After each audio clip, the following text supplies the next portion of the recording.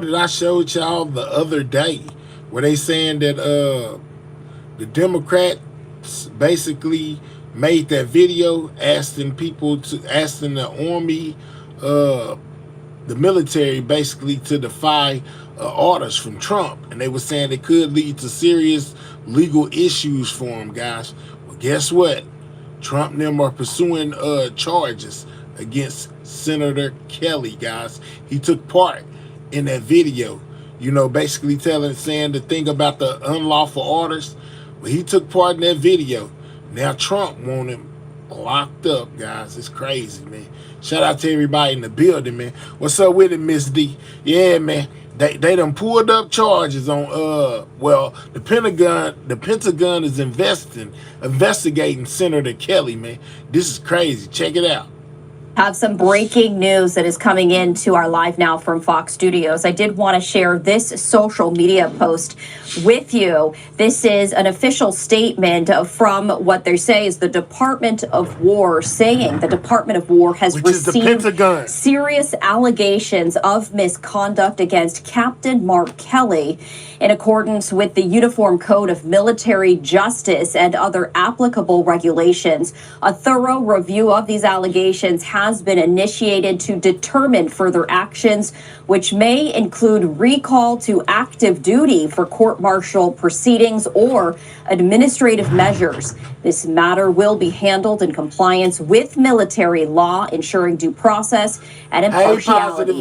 Further official comments will be limited to preserve the integrity of the proceedings. The Department of War reminds all individuals that military retirees remain subject to the UCMJ for applicable offenses, and federal laws such as that law that you see right there prohibit actions intended to interfere with the loyalty, morale, or good order and discipline of the armed forces.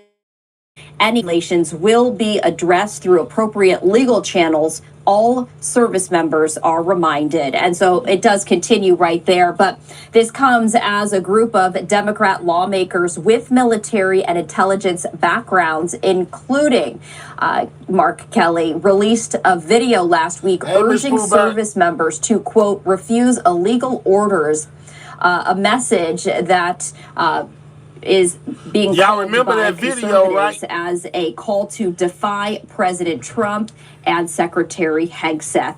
That 1-minute video posted by Senator Slotkin, a Democrat from Michigan, has been viewed more than 1.6 million times.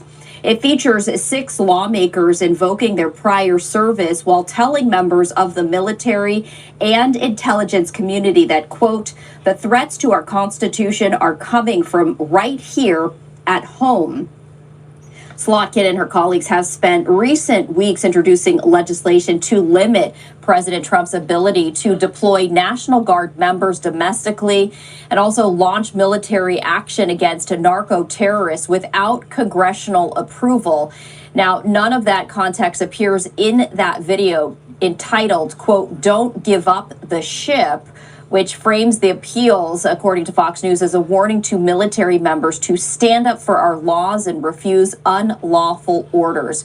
So we did want to share the very latest, as right now we are hearing from the Department of War right here, that official statement saying that they have received serious allegations of misconduct against Captain Mark Kelly in accordance with the Uniform Code of Military Justice and other applicable regulations. A thorough review of these allegations has been initiated to determine further actions, which may include recall to active duty for court-martial proceedings or administrative measures. We are going to continue to follow all of the responses and reactions to this. Yeah, so basically they have called Senator Kelly, guys. They got him under investigation. Check it out.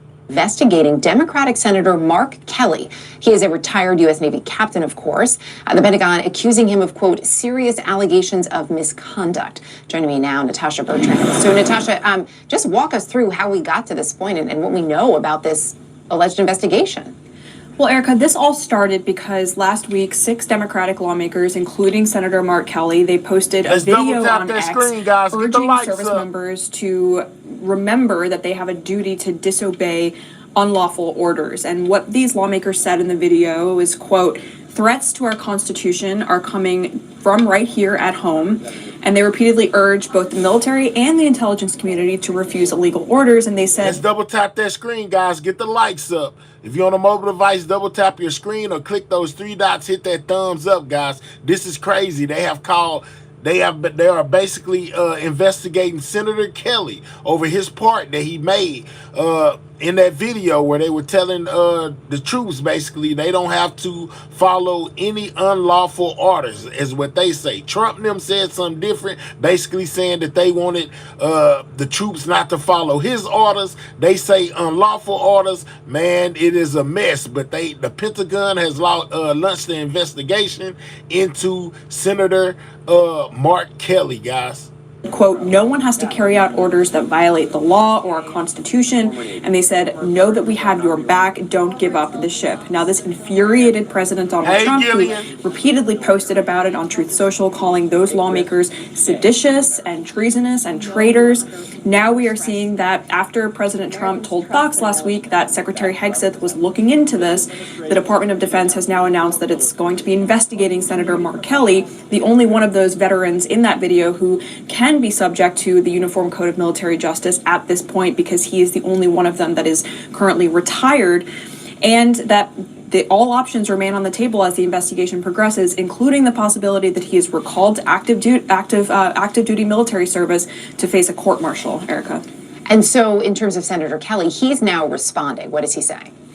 Well, he is pretty defiant, and he does not seem deterred by this. In a statement on X that was very lengthy, detailing his very extensive military service and career, he said, quote, "If this is meant to intimidate me and other members of Congress from doing our jobs and holding this administration accountable, it won't work. Guys. I've given too much to this country to be silenced by bullies who care more about their own power than protecting the Constitution." Now, it's worth noting that any attempt to court-martial him could run into significant obstacles. His lawyer would probably raise issues related to undue command influence, given that Secretary Hegseth and President Donald Trump have weighed in directly on this multiple times, urging these lawmakers to face some kind of consequences. So it's unclear if it's actually going to get to this point, but it's certainly a message being sent to any retired senior officer that this kind of language is not going to be tolerated by the department, and they could be subject to an investigation. Erica? All right, we know you'll keep us posted on any other developments. Natasha, appreciate it. Thank you.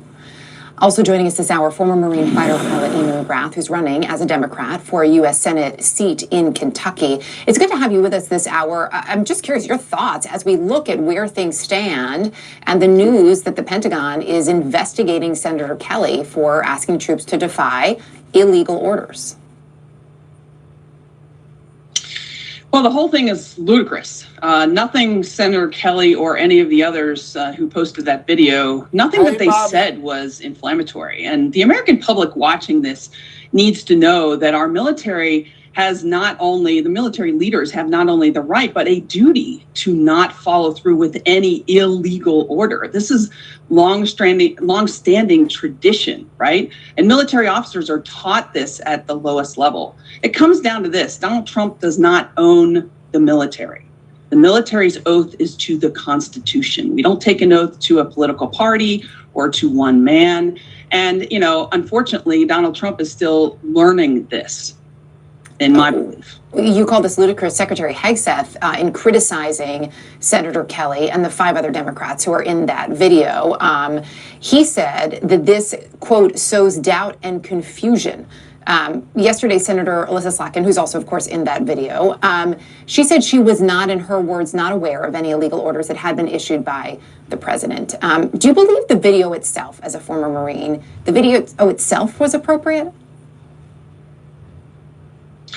It's a yes, because look, members of Congress, the military is not just responsible to the commander in chief, but also to Congress. And a member of Congress criticizing the president, or in this case, simply reminding military leaders of their oath, is 100% within the bounds of free speech, 100% within the bounds of the congressional oversight, you know, and they're allowed to do this. It's not against the law to state what the actual law is. So the whole thing is ludicrous to try to bring Senator Kelly back in and court-martial him. I mean, to say that he as a distinguished veteran, I mean, he's not just any veteran. He's a combat pilot. He is somebody who's flown 4 space shuttle missions. And, you know, Donald Trump and Pete Hegseth trying to silence any criticism of what appears to be illegal strikes in the Caribbean. I mean, that's what they're doing right now. And they're threatening the power of the federal government against anyone who criticizes. And this is dangerous. So in my belief, if the administration's intent here was to use these threats against Senator Kelly to silence critics of their policies, and to silence, you know, former officers in the military from speaking out, the administration is going to fail here in a big way. Joining us now, Democratic Senator from Arizona, Ruben Gallego. Senator, thanks very much for being here. You and Senator Kelly, of course, both serve from the state of Arizona. What is your reaction to what has happened here? Have you spoken to Senator Kelly about it? Of course, I spoke to Senator Kelly as soon as I heard it. I got on the phone and called him, of course, to remind him that I'm 100% here in support of him and that we're proud of him and like him, and I will not be intimidated by this president or any of his lackeys. What is your sense of what the administration is trying to accomplish here? What can they do with this investigation? Sure. Well, 2 things what they're trying to accomplish. Number 1, they're trying to intimidate members of the House of Representatives and Senate that were saying something that's very common and very well understood among people in the military, something that we hear in boot camp and in reminders when we're on active duty, that you don't have to follow illegal orders. It's something that is very much ingrained in our professional military. And the other thing he's trying to do is trying to distract the fact that he's weak, that he is having a tough time trying to get his healthcare plan together. The economy is weak. The Epstein files are about to come out. Everything that he's trying to do is trying to distract from everything that's going wrong in his life. And he basically only knows what to do a couple things whenever he hits a situation, to distract and to intimidate. And now he's trying to do both when it comes to Senator Kelly. What is your understanding of why this group of Democrats put this out now at this point in time? What that is maybe happening in the world, what potential orders the president or those in the military following the president may have given that was so concerning that it needed to be done right now? Well, look, I think a lot of them, and I certainly have heard from members of the military that are concerned about what's happening. And also, you're just seeing things that aren't very normal. You have the Marines who are walking around Los Angeles. You have National Guardsmen coming from different states into other states, even though those governors did not request that. You have a politicization of the military that has never been seen before until this president has done it. And then you also hear the president saying things that are, on its face, illegal. And let's not forget the fact that they're droning and killing people in the middle of the Venezuela, outside the coast of Venezuela, without declaring war and or giving us enough information for us to make a determination if they're even justified attacks. So what they're trying to say, and what many of us are trying to say, is remind people that, you serve the Constitution of the United States. And if you feel that there's an illegal order, it is not your right to have to, you do not feel like you have to follow those illegal orders. Follow what you know to your oath to the Constitution of the United States first. Did you consider, why were you not part of this video? Yeah, actually, so I was part of the first video. The second video is by the time the script got to me and it was in the middle of a lot was going on, I just didn't have time to actually record it, but I'm 100% in alignment with them altogether. This stuff happens, it just happened not to end up being a recording. There's really no other 3D chess to this. The logistics of human life. Yep. All right, fair enough. So what message would you send to other veterans now about this particular moment in time, what they shouldn't be doing in this moment? Whether you're talking about current military personnel, not veterans, but for current military personnel, just continue doing your job. Let the politicians fight this out. You know what you need to be doing. You know what is right, what is wrong. And should the moment meet where you find yourself being given an illegal order, then follow your gut, follow your instinct, and do what you're supposed to do to uphold the Constitution of the United States. For us, we're not going to be intimidated. This is just an act by a very desperate, cowardly man who's trying to distract from everything that's going wrong in his life, and he's trying to attack a patriot that has served his country honorably and still does. To circle back to what may unfold from this investigation into Senator Kelly, what is your level of trust in the U.S. military justice system, if it were to get that far, to handle this? I trust them actually a lot, and for a couple reasons. Number one, these are professionals. They are also swearing to the Constitution of the United States. They know that there will be fallout and consequences if they are used in a hard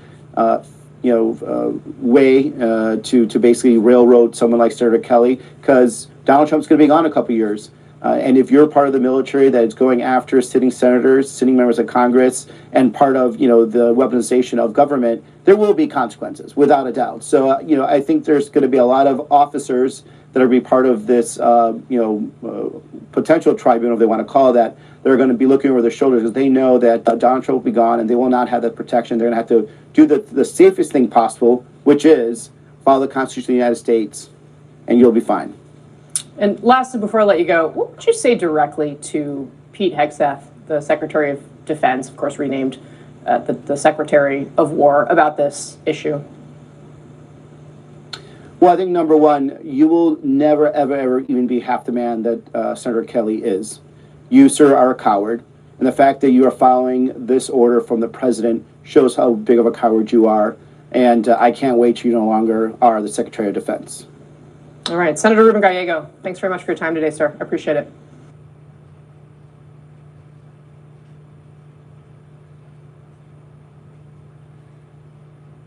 A height balance here. Okay, want to stand with me? I'm happy to be wherever you would like me to be. Yes, I did. All right, you're going to be right with me. Yeah.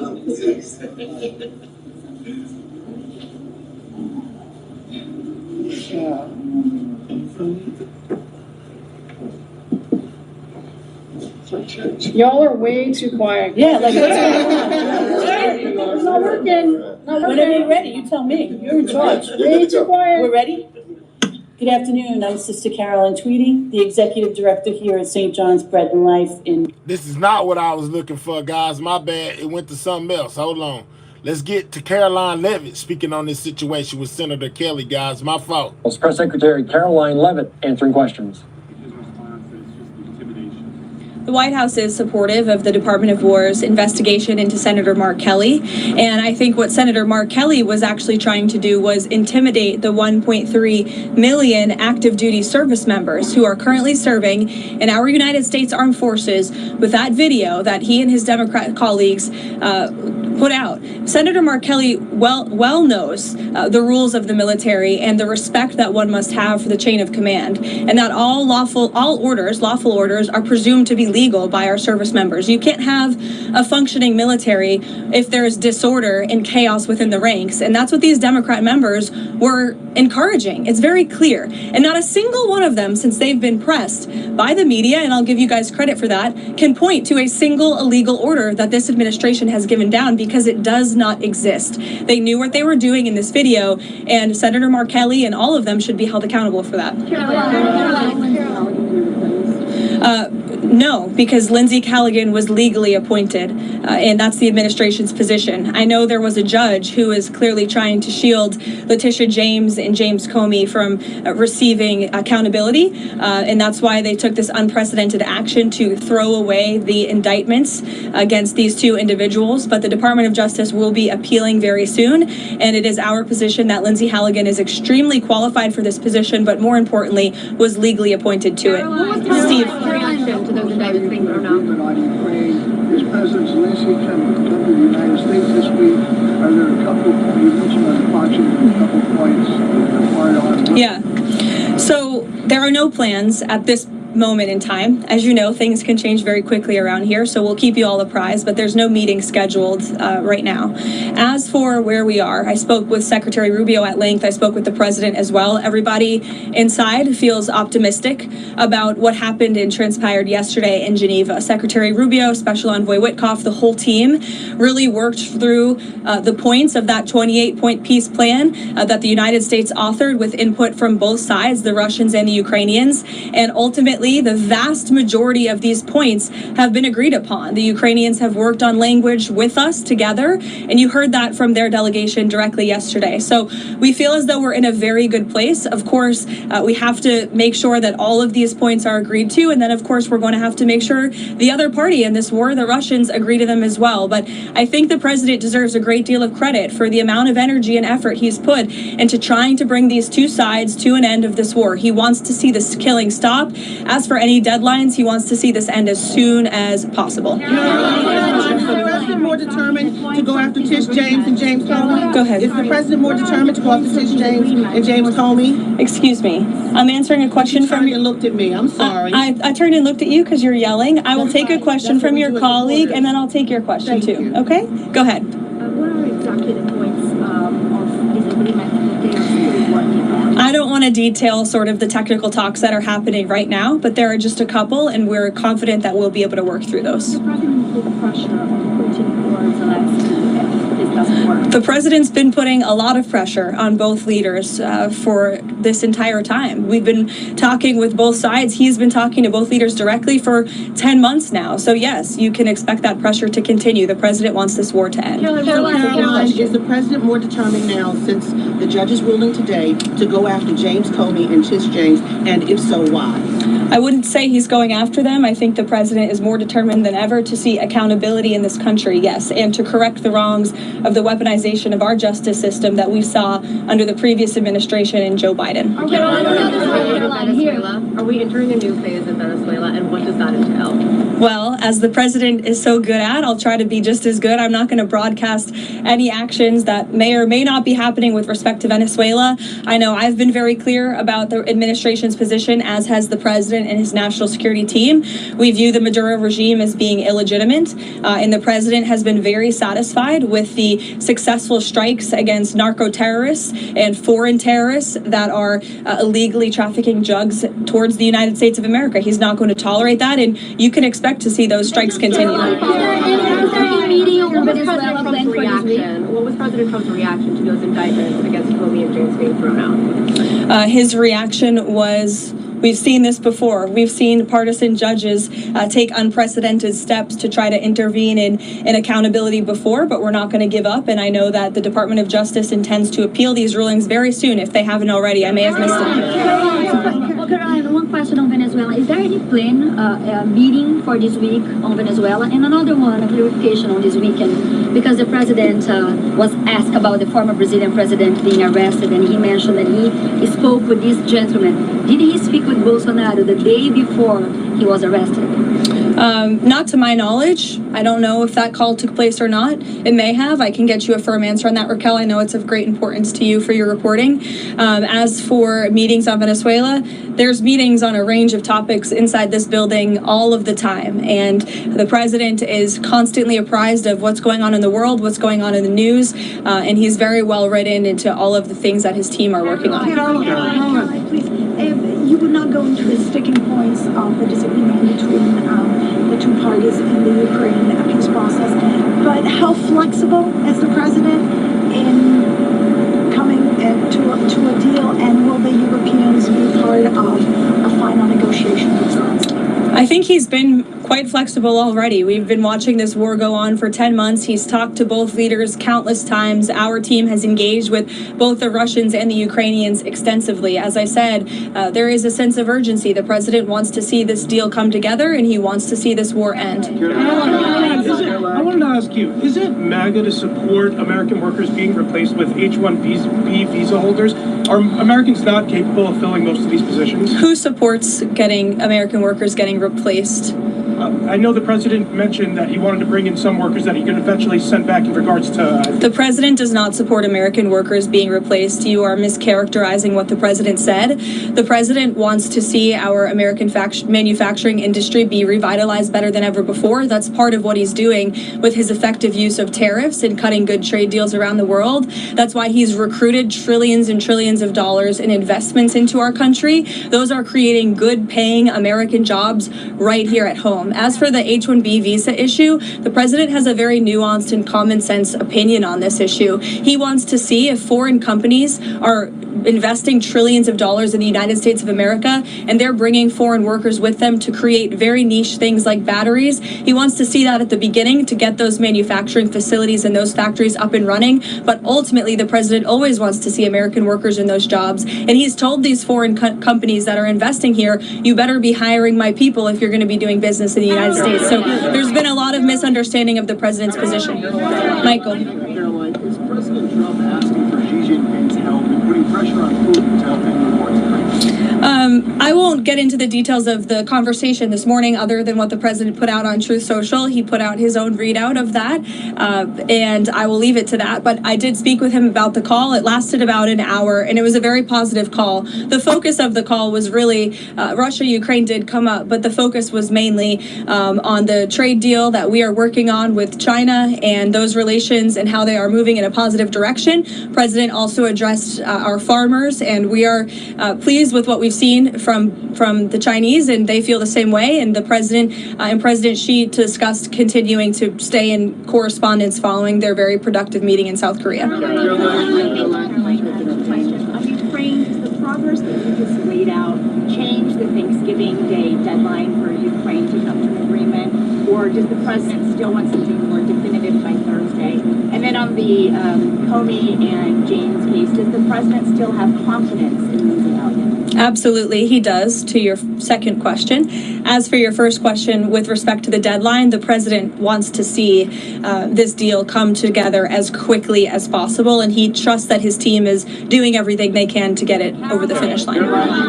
Does the president support Israel's elimination of Hezbollah chief of staff Ali Taftari yesterday, and is he in favor of Israel blocking Hezbollah from growing again? I haven't spoken to the president about that strike specifically, but of course the president supports Israel's right to defend itself and to take out any terrorist threats in the region. Jake?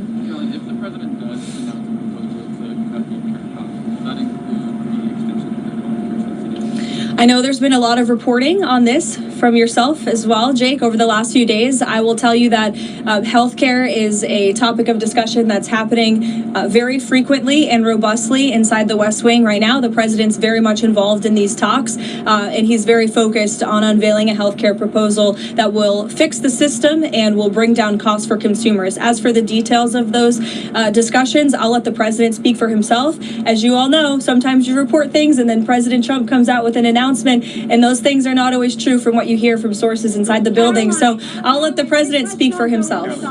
Sure, go ahead, Kara. President Trump said he still views him as a fascist and a despot after they had such a great meeting. Any comment from the White House on that? I think talk is cheap, and I think that the president is going to judge Mamdani by his actions that he takes to New York. The meeting was positive, as you heard from the president last week, and I think the fact that the president is willing to meet with somebody who said those types of things about him shows that he really is interested in being a president for all Americans, regardless of where they live or who their leader is. He wants what's best for New York. He loves New York City. He helped build the skyline. He spent his whole life there, and so he really wants to see New York do well.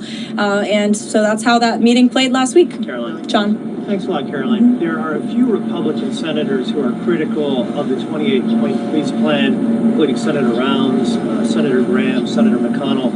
What do you say to those senators who say that this is giving too much away to Russia? And has Russia made any concessions as it relates to a possible peace deal concerning ending the war in Ukraine? I would point any critics to the words of the Ukrainians yesterday, in which they said that they feel very positive about this plan. They've been very involved. They have had direct input on the language of this plan, and that we are in direct communication and correspondence with them. Any idea, let me just finish with this, the idea that the United States of America is not engaging with both sides equally in this war to bring it to an end is a complete and total fallacy. And I saw a lot of misinformation and rumors and allegations against people in this building, such as Secretary Rubio and Special Envoy Wynkoff and the president himself, that they are favoring one side over the other. That could not be further from the truth. I have watched as the president and his team have worked around the clock overnight with both sides on endless phone calls, endless meetings to try to bring this war to a close. And any suggestion otherwise is a complete misunderstanding of the facts. It's coming from people who have no idea what they're talking about, or people who are pushing their own agenda, or maybe people who don't want to see this war come to an end. I don't know. Maybe they're profiting off of it. Maybe they benefit from it in some way, but nobody in this building benefits from war. We want to see this war come to an end, and that's what the president and his team are proudly working to do. And I think the critics should just take a step back and think about what happened with Israel and Gaza. There were a lot of doubters, and we got the hostages out, and this president secured a peace deal that still exists and is ongoing today. So everyone should just respect the work this administration is doing and watch the process unfold. Thank you. All right, just listening in there, Caroline Levitt, the final word there. What purpose? Gentlewoman of Hold South on, Carolina y'all. seek recognition. Mr. Speaker, pursuant to Clause 2A1 of Rule 9. Not what I was looking for. Hold on, they keep on switching on me. All right, so we got Caroline Levitt basically coming back for round 2 on what the Democrats did, guys. Make sure y'all double tapping that screen. Most definitely get those likes up. We should be well past 100 by now. Man, they are. The Pentagon has launched an investigation into Senator Kelly, guys, over that video about the orders, guys. Make sure y'all get those likes up. Click those 3 dots, hit that thumbs up, guys. Subscribe to the channel if you're new. Shout out to everybody in the building. Week, and it seems like every time one of these individuals is asked what this was about, they have a different sort of rotating answer. Let me just play this from this morning on Morning Joe Scarborough talking about this, and we get your thoughts on the other side. Okay, wrong answer. Well, I'm sorry, with all due respect, wrong answer. He has white latitude on strikes. Ask Barack Obama and drone strikes. Ask George W. Bush and drone strikes. The commander-in-chief is given, no, there's no buts to it. The commander-in-chief is given white. No Supreme Court is going to put themselves in the Situation Room and make a decision for the commander-in-chief, Democratic or Republican. He was responding to the soundbite from Melissa Slotkin there. You know, what's the White House take on how this whole thing has evolved, and now this news that Mark Kelly could undergo investigation? Well, we believe it's deeply unfortunate that these Democrat senators made this egregious and completely irresponsible statement. And let's be very clear, Martha, these Democrat senators knew exactly what they were doing. It's not a coincidence that all of them have military or national security experience in their background. They were leaning into that experience to try and give a wink and a nod to the 1.3 million active duty service members who serve in our United States Armed Forces, and essentially encourage them to defy the orders of their commander-in-chief, which is illegal, by the way. Let me be very clear. Not a single order this president or administration has given to our military has ever been illegal. We should have well over 100 likes by now, guys. Double tap that screen if you're on a mobile device, or click those 3 dots, hit that thumbs up. It helps out the channel, guys. Get the likes up. Double tap that screen if you're on a mobile device, or click those 3 dots, hit that thumbs up. Let's get the likes up, guys. Shout out to everybody in the building. This is more on the investigation into Senator Kelly, guys, by the Pentagon, man. It seems like that video has caused an uproar. Nor will it ever be. This administration respects and abides by the law, and these officials know it. They are trying to sow chaos and distrust, which is a very dangerous thing to do within the military's ranks. The sanctity of our military respects and relies on law and order in the chain of command, and that's what this administration is trying to say, and that's why the Department of War opened up this investigation against Senator Mark Kelly today. Yeah, you have to wonder at this point if they retrospectively think this was a good idea or a bad idea, because it doesn't seem to be working the way that they wanted it to, and now they're kind of stepping all over themselves, trying to answer the question of what they were talking about in the first place. But you know, you make a good point that it sows. They were hoping to sort of sow this distrust. Go ahead, They can't answer the question, Martha, because there is no answer. They can't identify illegal orders because there are no illegal orders. But they were suggesting, again, to the 1.3 million active duty service members in the military today that if you think an order is illegal, you don't have to follow it. Actually, that's against the Uniform Code of Military Justice. It explicitly states, and I want to read this language precisely, that service members have a legal obligation under the U.S. UCMJ to obey obey lawful orders and that orders are presumed to be lawful. You can't have a soldier out on the battlefield or conducting a classified order questioning whether that order is lawful or whether they should follow through. There must be a chain of command in our military, and Republicans and Democrats for decades, since the beginning of our country, have always respected that until now when the Democrat Party has been completely overtaken by Trump derangement syndrome, and now we have these deranged statements from sitting members of Congress. I want to just quickly get your thought on the president's latest take on how this Ukraine deal is developing. He expressed some frustration on Truth Social about Ukraine leadership, expressing zero gratitude for our efforts and Europe continuing to buy oil from Russia. That sounds like he is getting fed up with this process and wants them to agree to this deal. Caroline, what can you tell us?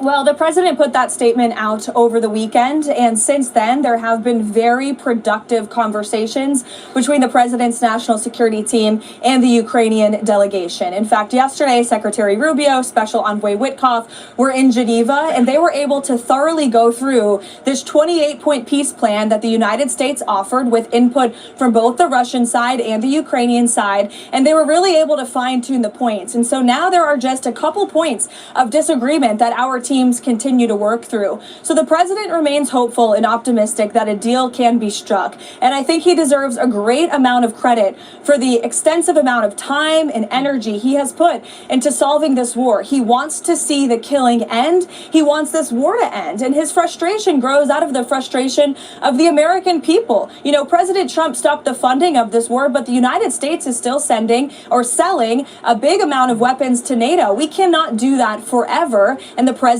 wants this war to end. He is a peacetime president. That's what he's pursuing. And today he remains optimistic and hopeful. And I know our teams are working around the clock to try to get this deal to an end. Yeah, obviously everybody watching every move of this and hoping that there can be a resolution to put the war to an end. Very quickly before I let you go, James Comey responding to a federal judge saying that the charges against him and against Letitia James will be dropped. Obviously, there's a government appeal process that can kick in. Let's play this and get your reaction, Caroline.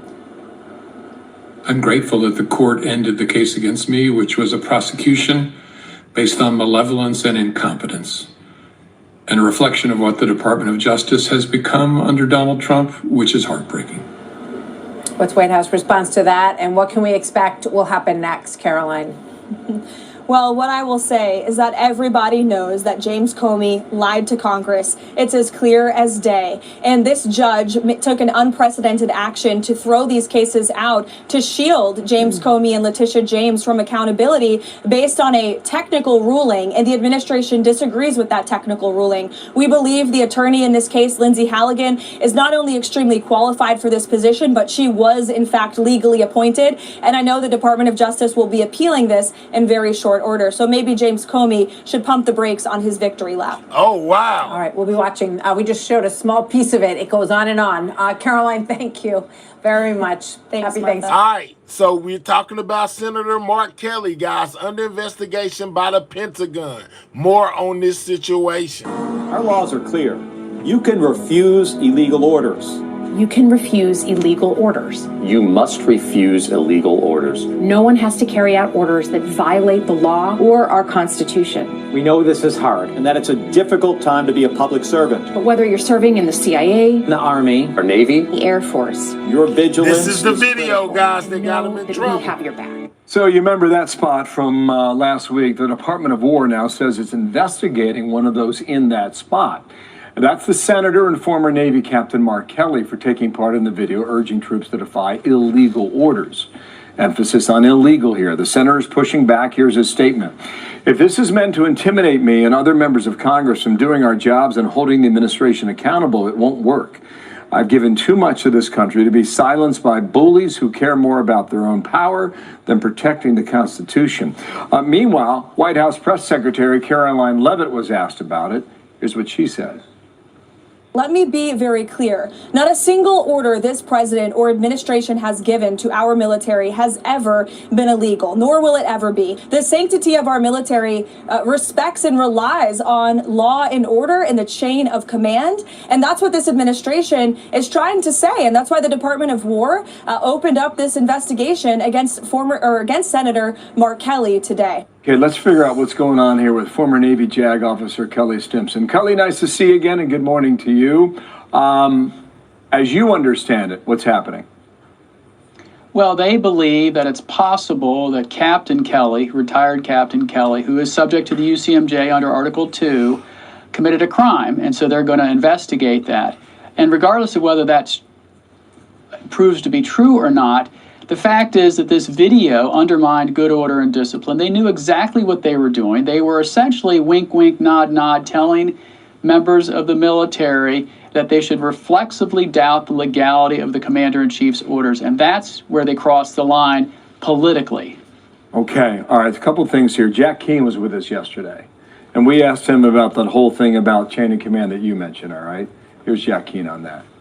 These are irresponsible, reckless political leaders, and I normally don't go after political leaders in our country, but they deserve it now. What's up, Well-Informed? Absolutely undermining the military chain of command. And who do they think our soldiers are? They're insulting the intelligence of our soldiers and their moral commitment to serve the nation by making these outrageous statements. Kelly, what do you make of that right there? Well, the general's correct, as usual. And the fact is that there's one commander-in-chief, and only one.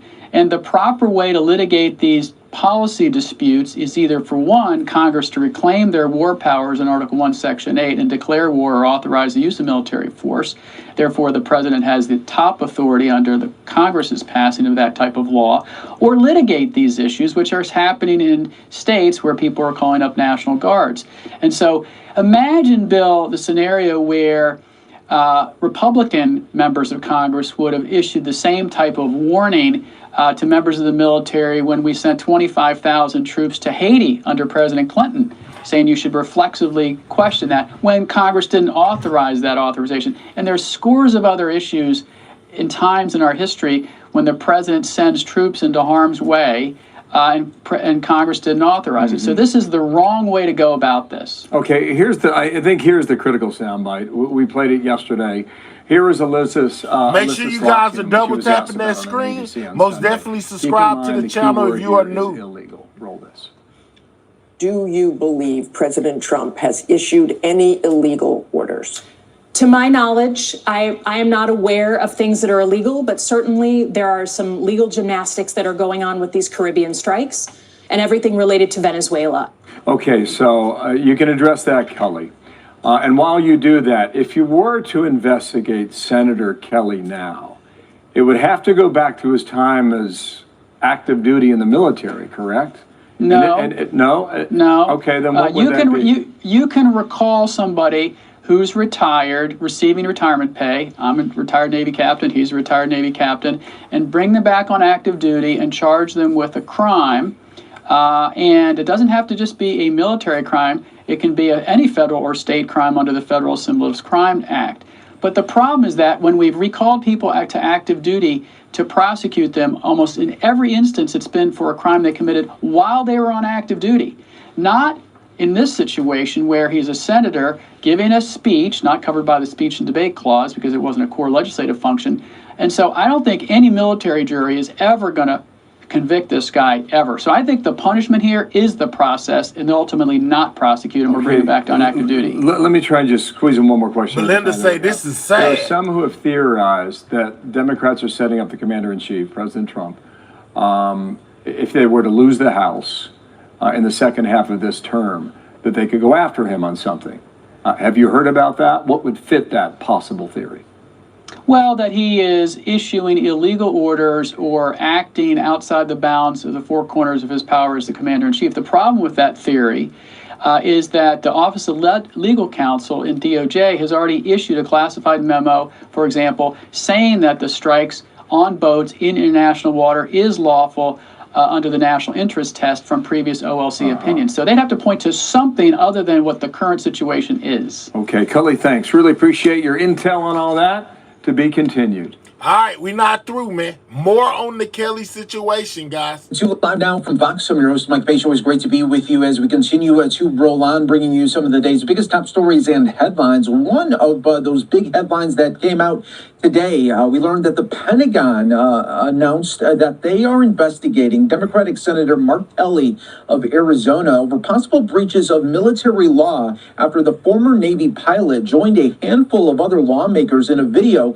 that called for troops to defy illegal orders. This is part of a statement from the Department of War, putting this out, saying the Department of War has received serious allegations of misconduct against Captain Mark Kelly in accordance with the Uniform Code of Military Justice and other applicable regulations. A thorough review of these allegations has been initiated to determine further actions, which may include a recall to active duty for court-martial proceedings or administrative measures. This matter will be handled in compliance with military law, ensuring a due process and impartiality. Further official comments will be limited to preserve the integrity of the proceedings. It goes on to say the Department of War reminds all individuals that military retirees remain subject to the UCMJ for applicable offenses and federal laws such as 18 USC 2387 prohibit actions intended to interfere with the loyalty, morale, or good order and discipline of the armed forces. Any violations will be addressed through appropriate legal channels. So we want to continue to obviously talk about this big story. I want to bring in our next guest to help break it all down for us. Mike Brest joins us with the Washington Examiner, reporter on the defense.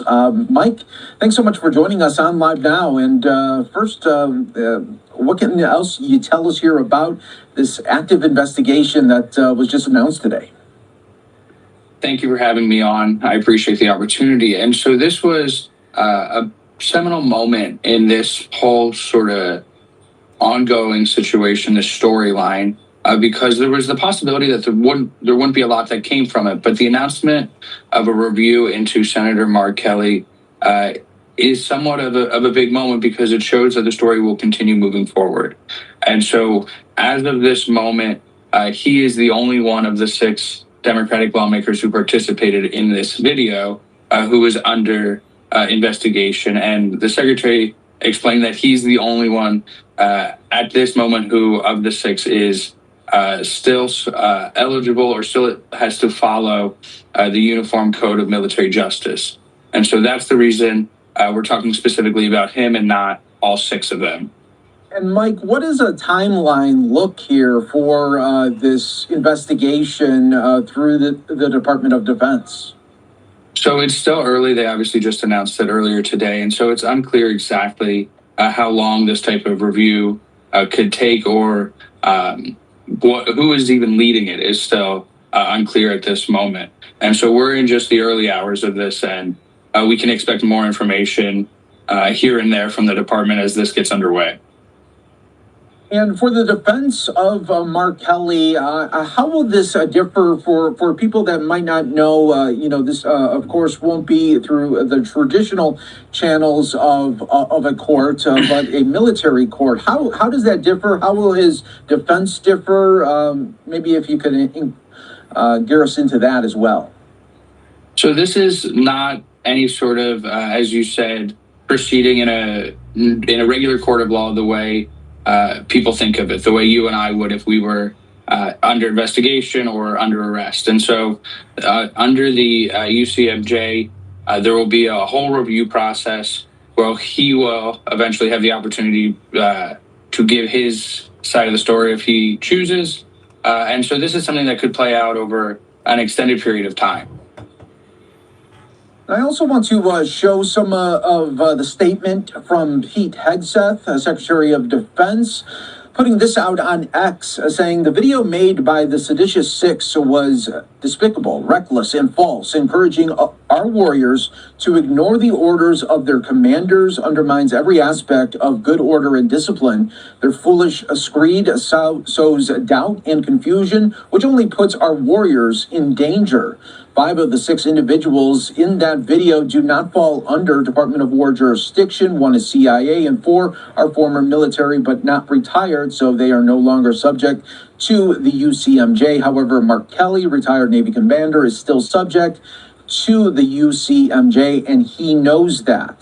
Pete Hegseth goes on to say, as was announced, the department is reviewing his statements and actions, which were addressed directly to all troops, while explicitly using his rank and service affiliation, lending the appearance of authority to his words. Kelly's conduct brings a discredit upon the armed forces and will be addressed appropriately. Wow. So those were the statements there from Pete Hegseth. I want to bring in Mike Brest in once again. What are some of the charges that could be against Mark Kelly, and what could that look like? Could his rank be thrown away? What are some things that could be looking at Mark Kelly if it goes through? So the specific charge is about interfering with the loyalty, morale, or good order and discipline of the armed forces. I'm not an expert in military law, so it's unclear exactly the scope of potential punishment should he be found responsible for engaging in this type of conduct. But one thing that I found very interesting is that, and as you read the Secretary's statement, he specifically referred to them as the Seditious Six and was pretty explicit in his frustration or condemnation with Senator Kelly. And it will be interesting because Secretary Hegseth is a part of the chain of command structure. And so it seems to me like this statement and statements from the president are things that the senator will be able to use to his defense when the time comes for it. Yeah, that's so interesting, and yeah, it's such a good point as well. We will see what the next steps are for Mark Kelly and beyond, but thank you so much, Mike, for joining us on Live Now from Fox. We really appreciate it. Thanks for having me. No problem. And before we go here on Live Now from Fox, I do want to show you the statement that Mark Kelly did put out on X, saying, I swore an oath to the Constitution in 1986. I've upheld it through 25 years of service and every day since I retired. If Trump's trying to intimidate me, it won't work. I've given too much to our country to be silenced by bullies who care more about power than the Constitution. All right, so there was some more from Kelly, guys. One more on this entire situation. Check this one out. United States, the UK, Canada, Australia, New Zealand, the Five Eyes countries share intelligence in a relatively seamless way. This is an arrangement that originated in World War II. It continues today, and it's really, really important. Members of the Five Eyes like to describe it as the world's oldest and most significant intelligence alliance. Literally decades of these 5 countries, these 5 like-minded nations, freely sharing intelligence with each other about everything from Soviet spies to terrorism plots to drug trafficking and everything in between. That said, it is not at all clear that the Five Eyes alliance is going to survive the Trump administration. Quote, the United Kingdom is no longer sharing intelligence with the U.S. about suspected drug trafficking vessels in the Caribbean because it does not want to be complicit in U.S. military strikes and believes the attacks are illegal. CNN broke the news of the UK's intelligence sharing suspension on Veterans Day this month, reporting, quote, for years, the UK, which controls a number of territories in the Caribbean where it bases intelligence assets, have helped the U.S. locate vessels suspected of carrying drugs so that the U.S. Coast Guard could interdict them. The UK's decision marks a significant break from its closest ally and intelligence sharing partner and underscores the growing skepticism over the legality of the U.S. military's campaign around Latin America. The skepticism is not just coming from our allies, though. It is also coming from inside the U.S. military. The senior military lawyer at Southern Command, which is the combatant command that oversees all the attacks on fishing boats that Trump keeps doing in that region, that senior JAG officer reportedly told his superiors that these strikes on these boats were illegal. but he was reportedly overruled and then pushed aside from the decision-making process inside that combatant command. NBC News reporting that JAG, that military lawyer at Southern Command, quote, specifically expressed concern that strikes against people on boats in the Caribbean Sea and the Eastern Pacific could amount to extrajudicial killings, and therefore legally expose service members involved in the operations. And if our longstanding allies are pulling out of intelligence sharing with us because they think Trump's orders on these boat strikes are illegal, and if U.S. military lawyers, senior U.S. military lawyers with expertise in the field and in the region, if they are being pushed out of their jobs for saying that Trump's orders against these boats are illegal, well, that might go some distance toward explaining why 6 members of Congress, all of them former military or intelligence officers, decided to release this video about the possibility that Trump might be giving military orders that are illegal. We want to speak directly to members of the military And the intelligence community who take risks each day to keep Americans safe. Like us, you all swore an oath to protect and defend this Constitution. Right now, the threats to our Constitution aren't just coming from abroad, but from right here at home. Our laws are clear. You can refuse illegal orders. You can refuse illegal orders. You must refuse illegal orders. This video seems to have touched a nerve with President Donald Trump, who said in response that these lawmakers had committed, quote, seditious behavior, punishable by death. He's calling for sitting members of Congress to be executed for saying that U.S. service members must refuse illegal orders, which in fact is a true thing about U.S. service members under the Uniform Code of Military Justice. Today, the Pentagon said it is investigating U.S. Senator Mark Kelly, a decorated retired Navy captain, for his part in this video. Pentagon saying they are reviewing, quote, serious allegations of misconduct against Senator Kelly and that he could be recalled to active duty for court-martial proceedings. Joining us now for his first TV interview since that Pentagon threat is Senator Mark Kelly, Democrat of Arizona, retired Navy captain, and of course, NASA astronaut. Senator Kelly, it's an honor to have you here tonight. Thank you. Thank you for having me on, Rachel. Let me first just get your response to this threat from the Defense Department saying that they are investigating you. They may potentially recall you to active duty to face a court-martial. Well, Rachel, I said something that was pretty simple and non-controversial, and that was that members of the military should follow the law. And in response to that, Donald Trump said I should be executed. I should be hanged. I should be prosecuted. He even went on and said something about go get them. I guess sending a mob to round me and the other folks up. So this is, I think it says a lot more about him than it says about me. He doesn't want accountability. But Rachel, I'm not going to be silenced. I'm not going to be intimidated. When you and your colleagues made that video, were there specific, potentially illegal orders that you were thinking about that were the sort of precipitating cause for you guys to get together and do that? Here's the thing, Rachel. You don't want to wait for your kid to get hit by a car before you tell them to look both ways. It's pretty simple. And if you go back to 2016, Donald Trump on a debate stage talking about, some action that he was going to take. He was reminded by the moderator that that would be illegal, that the military wouldn't be able to follow those orders. And his response, Donald Trump's response was the military would not refuse my orders. And then as president, he talked about shooting people, citizens of this country in the legs, protesters.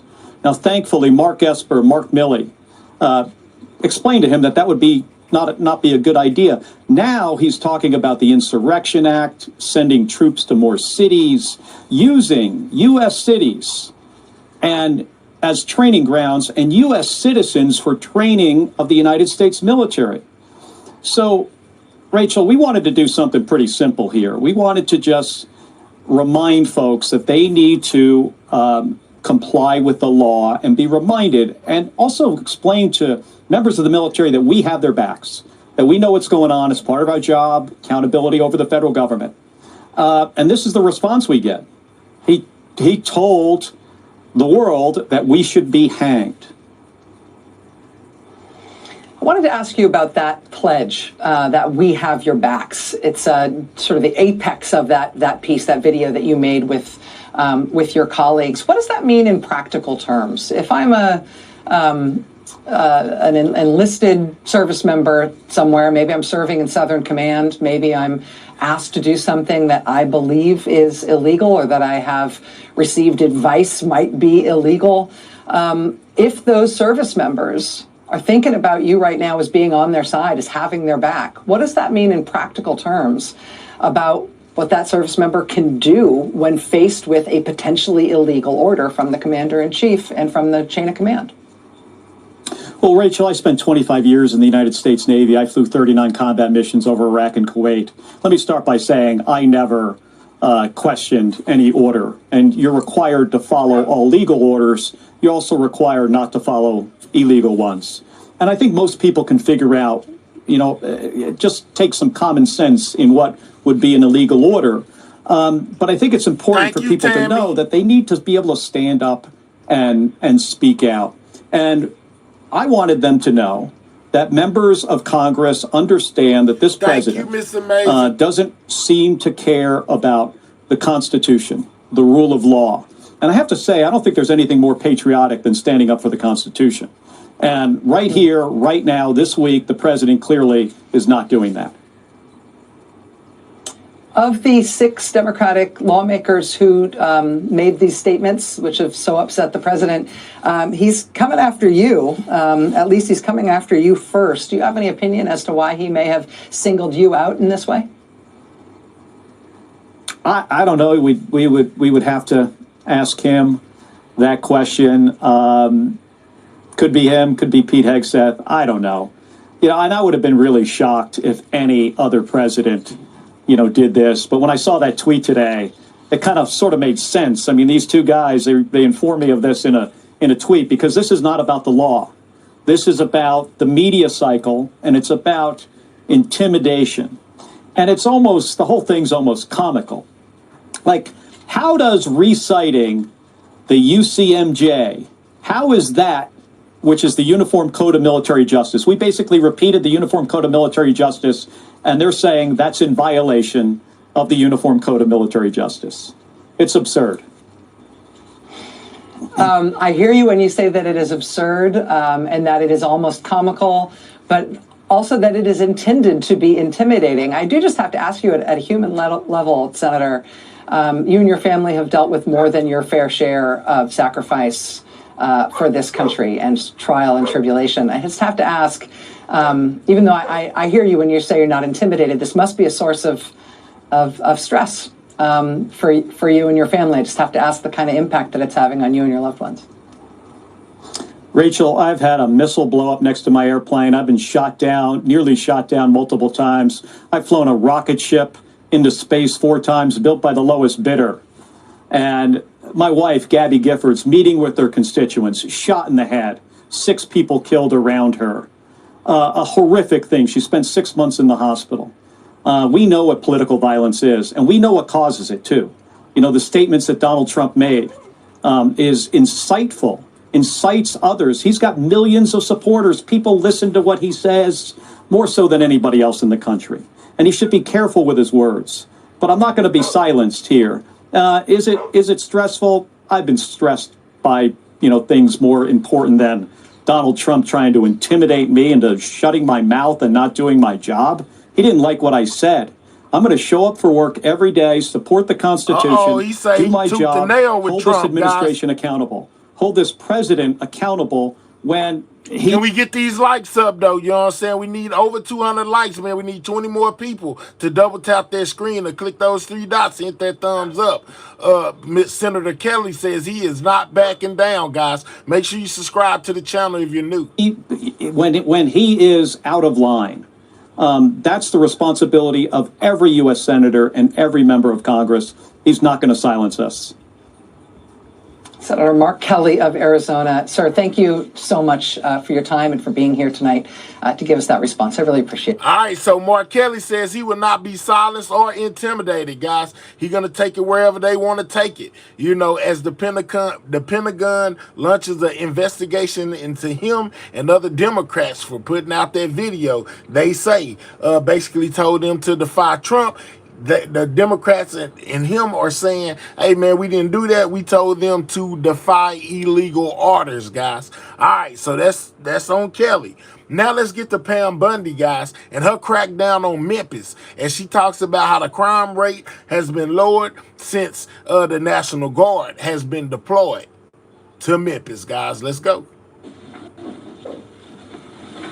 Thank you all for being here today.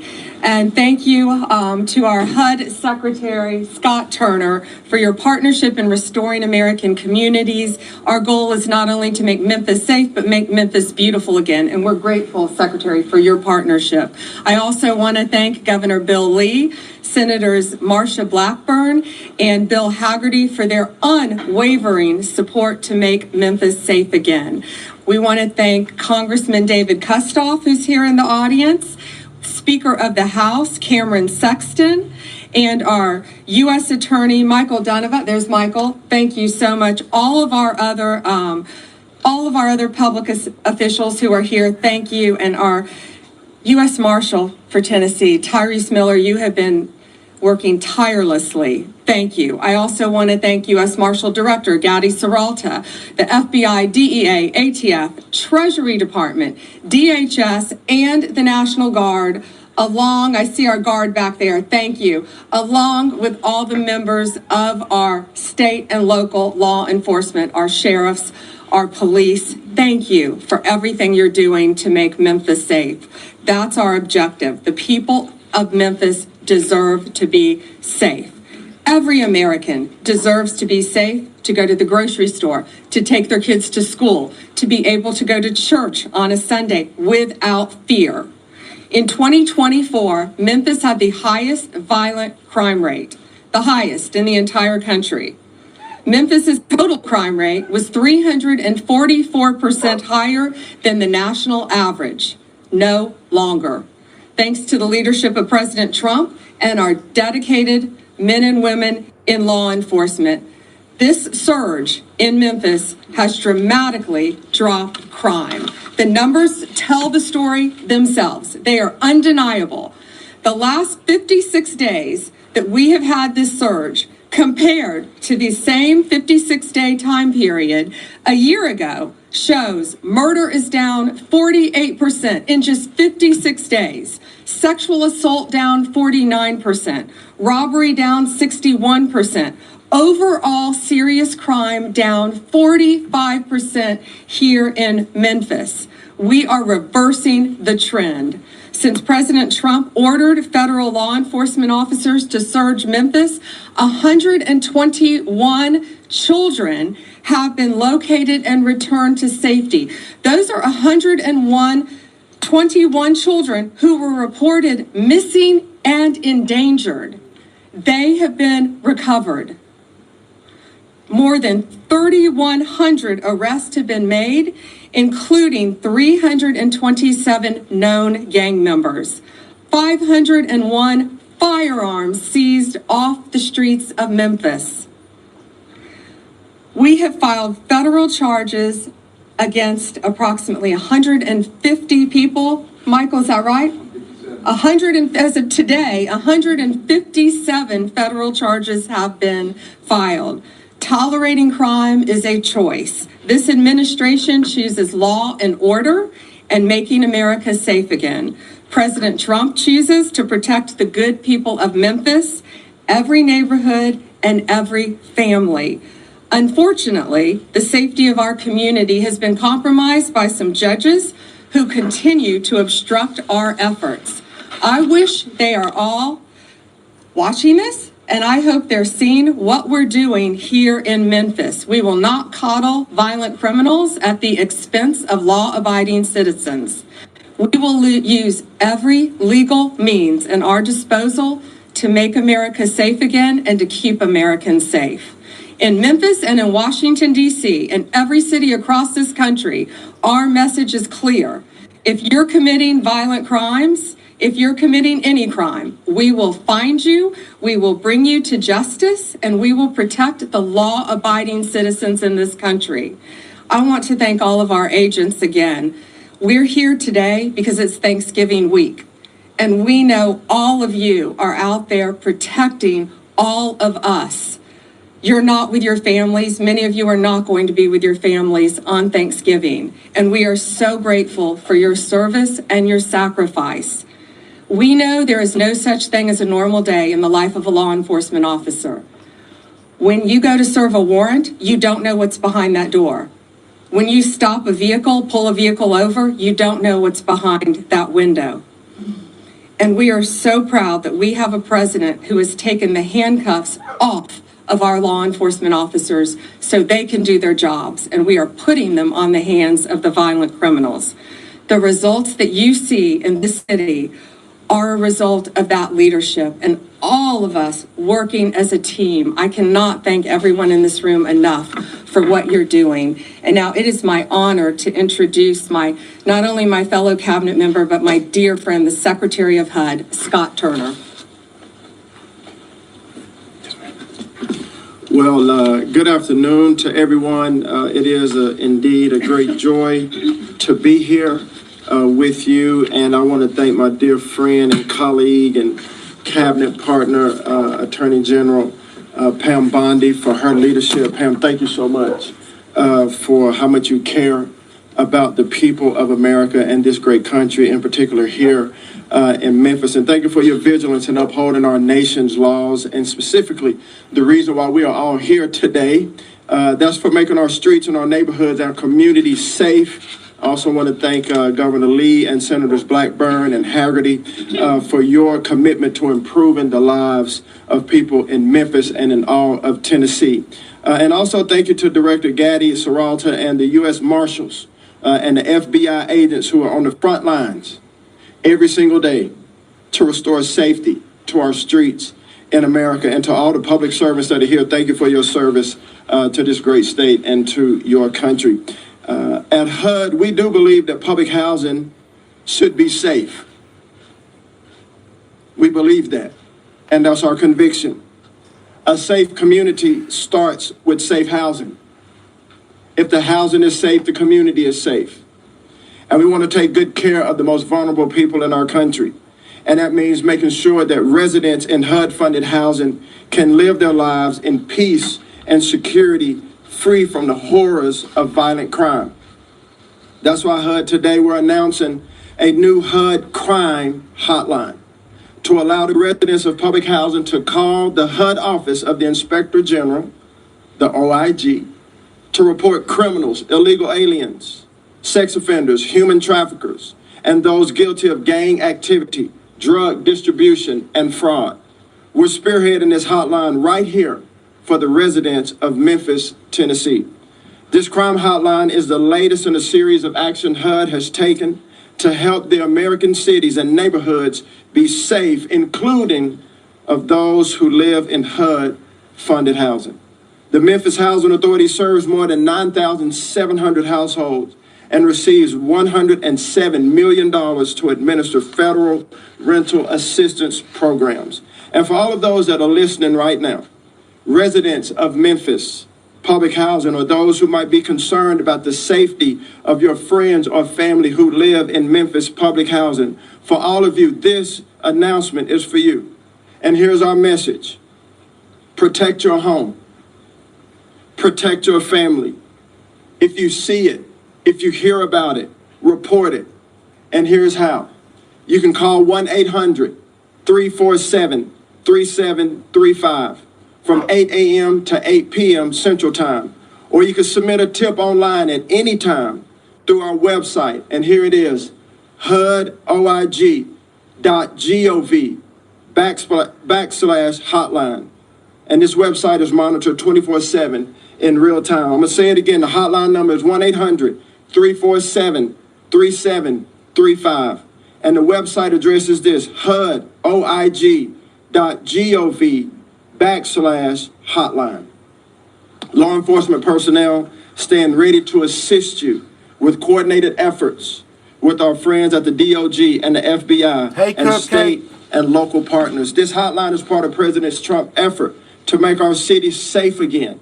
That strategy includes the Memphis State Safe Task Force started by President Trump, which is breaking the grip that violent criminals have had on this city, as the Attorney General alluded to, and returning power back to the people and the citizens of Memphis. We've already seen great progress, which you'll hear more about. Since this operation began in October, the task force has arrested more than 3,000 violent fugitives, including up to 12 suspects of homicide and more than 300 known gang members and much more. These numbers translate to lives and homes and futures protected. Again, we care about the future of America, the lives of every individual and collective Memphis and Tennessee citizens. But this would not be possible without our great law enforcement, and many of you are here today, and our military members. So thank you from me, from HUD, from Attorney General, and our entire administration. I've spoken to many who have traveled near and far to be part of this effort to make our city safe, true patriots, and great Americans. And I hope that this new hotline is another tool to help this in this effort. The hotline will allow residents of public housing to have their voices heard so their homes can be safe. It will help us to crack down on violent crime and drug distribution, fraud, human trafficking, and the influx of illegal aliens.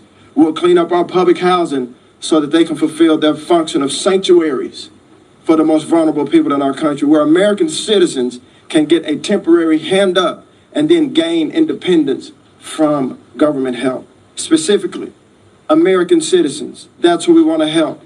Illegal aliens have no place in public housing. It's outrageous that people who should not be here come across our borders and now usurp spots and housing units that should support American people. Establishing this hotline is an important step in fighting this injustice for both the people of Memphis and for Americans nationwide. And I'm grateful for this opportunity to be here with you all today to make this announcement and this next step in the work that's already underway, and truly to restore safety and sanity in Memphis today. God bless you.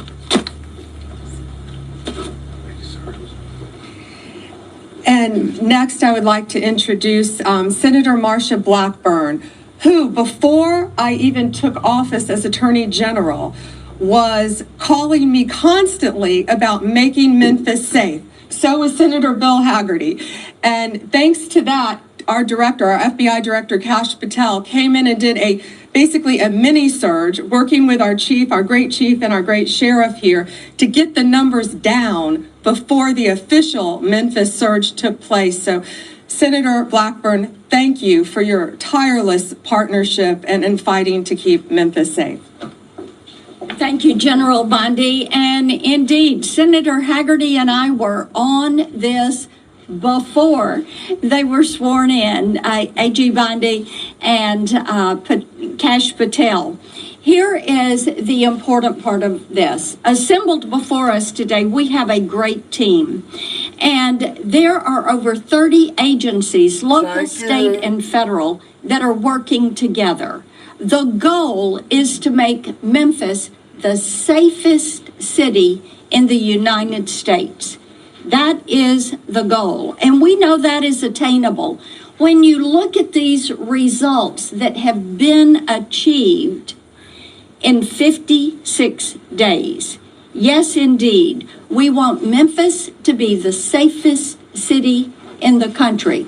We know this is going to be a long-term effort. We know it doesn't happen overnight, but it is such a wonderful example of how Memphis can be the model for the rest of the country on how you come together as a team, how you fight violent crime, how you don't stop and don't give up, but keep getting these results. So as we have Thanksgiving week, to each and every agency, to our National Guard, of course, to our chief, who is leading this effort, Tyrese Miller, our U.S. Marshal, and we have our U.S. Attorney, Mike Donovan. We also say thank you to the governor, to the speaker, for the support that the state has given to make certain this is a successful effort. And we thank the citizens of Memphis who have called our offices, who have spoken up, and who have said thank you for the work to fight violent crime and to make Memphis safe. Thank you all. And Senator Bill Hagerty, who ditto, you've been right there with Senator Blackburn. Thank you. Thank you, General Bondi. Secretary Turner, thank you for being here as well. Gaddy, it's great to see you. Governor, thank you for your leadership. Senator Blackburn, thank you for your partnership. And Congressman Kustoff, thank you for all the great work you do with us in Washington. We have a very unique opportunity here in Memphis today, a unique opportunity in Tennessee. It's an opportunity to work as a team to restore safety and justice in one of the most amazing cities in America. We've had a problem with crime in Memphis since I was a kid. I grew up in Tennessee. A lot of us were worried about traveling in Memphis when I was a boy because of the concerns about crime. It's something that really expanded way beyond control with the pandemic. And now it's an opportunity for us to get our arms around this. It's required cooperation beyond anything I think we could even articulate today. Senator Blackburn said over 30 agencies are involved in cooperating. But I think most They're trying to get Memphis I want to underhand, thank our guys. local leadership here in Memphis for working arm in arm with us. Our mayor's office, our police chief, our sheriff have all been the best partners they could possibly be in helping us bring a crime situation that was leaving Memphis at the top of the league tables back in 2023, the #1 city for major crimes, homicide in America on a per capita basis. We are changing that, and we're changing the stars of the people in this city. We are going to make Memphis the safest city in America. We're going to be a role model for the rest of the cities in the United States, and I hope that many city leaders across the country will take a look at what's happening here today. And I think they'll see that this is the key, this is the formula to make their city safe as well. This is going to have repercussions well beyond the borders of the state of Tennessee, and I'm so proud that we're making it happen here in Tennessee. One great challenge remains ahead of us, and that is to sustain this success. And to do that, Governor Lee and I have talked about this extensively. Local leadership will play a big role. Speaker Sexton, you're going to have a big job in this, but as a member of the Appropriations Committee at the federal level, we're going to be doing everything that we can to make certain that we have the proper resources going forward so that we're able to maintain the safety of Memphis, to bring back the greatness of this wonderful city. We're seeing it happen right before our eyes, and we're going to sustain it. So thank you all very much. And again, General Bondi, thank you for being here, and I want to thank overall President Trump for his leadership allowing all of this to happen. Thank you. Thank you, Senators. And since the day this was announced and before, Governor Bill Lee, thank you. You have been an incredible partner working with us, and I hope some other governors around the country are watching right now. You know who you are. Call your fellow governor, Bill Lee, and he'll tell you what's happening in Memphis when you work together, when you work with Mayor Paul Young, when you work with a great police chief and a great sheriff. We can make a tremendous difference. It is my honor to introduce your governor of Tennessee, Bill Lee. Thank you. Thanks, Joe Bondi. I'm very grateful to you. Everyone has been called out for gratitude. I just want to say, as the governor of this state, as a seventh generation Tennessean, as someone who's lived here my entire life, who has loved the great city of Memphis, whose grandparents lived 6 blocks from the river, and as one who knows how remarkable Memphis has been and still is today, but understands the weight of the burden that crime has placed on this great city for far too long. This is Thanksgiving week, and this is a governor who has a deep debt of gratitude to everyone who has come together to make this happen. We're in a historic moment for Memphis, Tennessee. For those who haven't known how remarkable this great American city is, they now are beginning to understand it. And when we are a not only remarkable city, but a safe city, as has already begun to happen in this state just in a couple of months, the world will see what can happen when partnership comes together. Sheriff Bonner, Chief Davis, Mayor Young, local leadership that partners with state resources, our Tennessee Highway Patrol, that I'm so proud of the work they've done here, our Tennessee National Guard, our Tennessee Bureau of Investigation, for these local and state resources to be backed up by the DEA, the FBI, the U.S. Marshal Service, the ATF, General Bondi and her team. When I met with President Trump and sat down and talked about this plan, and he said to me that he wanted to return great American cities to a place where they were safe for their residents once again.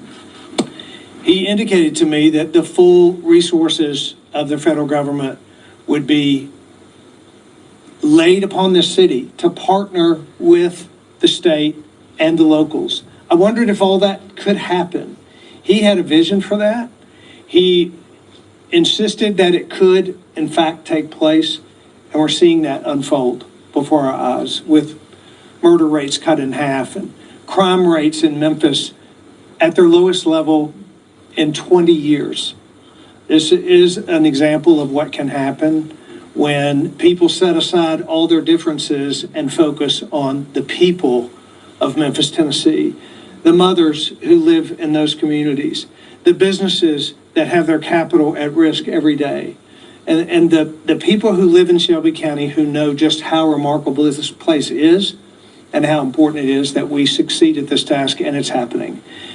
There is a scripture that where Paul says, I thank my God in all my remembrance of you. And this is a governor in Thanksgiving week who will thank God as I remember every law enforcement officer, every soldier, every director, every leader that is utilizing their resources and their giftings to make this great American city safe again. Thank you very much. Governor, I can say on behalf of all of us, Tennessee is blessed to have you. Thank you. It is now my honor to introduce our U.S. Marshal, Gady Serralta. As you know, Gady led the surge in Washington, D.C. and has had remarkable success. And now, of course, he's here in Memphis. He stepped up to take the call from President Trump once again to make Memphis safe. Gady Serralta. Thank you, Amy. Thank you very much. Good afternoon. I'm happy to be joined here by Attorney General Bondi, Secretary Turner, Governor Lee, Senators Blackburn and Hagerty, and the others that have been announced before. I want to thank you all for your leadership and your support for the Memphis Safe operation. I want to thank the Memphians for being so supportive of the task force. I have heard so many stories of Memphians telling our deputies about how happy they are that we are here and they truly feel that the city is safer. The appreciation does not go unnoticed, and I am thankful we are working in a city who appreciates the work that we are all doing. The kindness and thanks from Memphians makes it a little easier for each person working this operation who is spending time away from their own families. It is an honor to stand before you today as the Director of the United States Marshal Service and the Chairman of the Memphis Safe Task Force. I am very proud of everything the Memphis Safe Task Force has been able to accomplish so far. Over 3,000 arrests as of today. We have arrested some of the worst, criminals wanted for murder, drug trafficking, sexual predators. We have been able to locate 121 missing children, as you heard. How remarkable is that, huh? 121 children and teens back home with their parents and guardians. No longer on the streets or in danger. We work beyond borders to recover missing children. The task force has been able to make Memphis a safer place to live, work, and visit. We have seized over 500 firearms. 500 firearms out of the hands of criminals who shouldn't be in possession of those firearms. I'm incredibly proud of the work that the United States Marshal Service and our federal, state, and local partners have done here. We have come together with 31 different agencies and departments to create what is known as the Memphis Safe Task Force. We will continue to work together for the good of Memphians and for the good of the country, wherever that may be. We will keep moving forward to restore safety and bring justice to those who have fled the law for far too long. Law and order is being restored in Memphis. Thank you again for your support and for being here. So we have horrible weather, as you've all seen, horrible weather. Everyone behind me has to catch a flight. We are also here to go out and help serve dinner to all of our law enforcement before they go out tonight. But we will take a couple quick questions if you have them, but please be respectful of the fact that we have to get out there, and lots of flights will be canceled if we don't get out before this big storm hits. Gates, do you want to? David, please. Okay, so question about Memphis first. Sure. A couple off topics. On Memphis, Washington, D.C., check. Memphis, check. What's next? It's a good question. Well, we hope a governor reaches out like Governor Lee reached out to President Trump. Let's see. If you want to make your city safe, call President Trump. But we'll see. You know what? Regardless of whether you're going to cooperate or not, Donald Trump has made it very clear he's going to keep all Americans safe, whether you're helping us or whether you're not as an elected official. And here in Memphis, we're blessed to have a mayor. I wish we have our deputy mayor here today. I wish the mayor could be here with us today, but we all talk to the mayor so much. And Chief Davis and Sheriff Bonner, thank you for everything you're doing, and that's what it's about. So we hope some other cities who are in desperate need of help reach out to us. And we are talking to a couple mayors now, I will tell you that. It probably would be unexpected, so. Okay, and then if I could just get your reaction to the James Comey with Sure. the James cases being dropped today. Back in Washington, James Comey put out a video. He said this matters most because a message has to be sent. The President of the United States cannot use the Department of Justice to target his political enemies. Your reaction to the cases being dropped into that specific effort? Sure, we'll be taking all available legal action, including an immediate appeal to hold Letitia James and James Comey accountable for their unlawful conduct.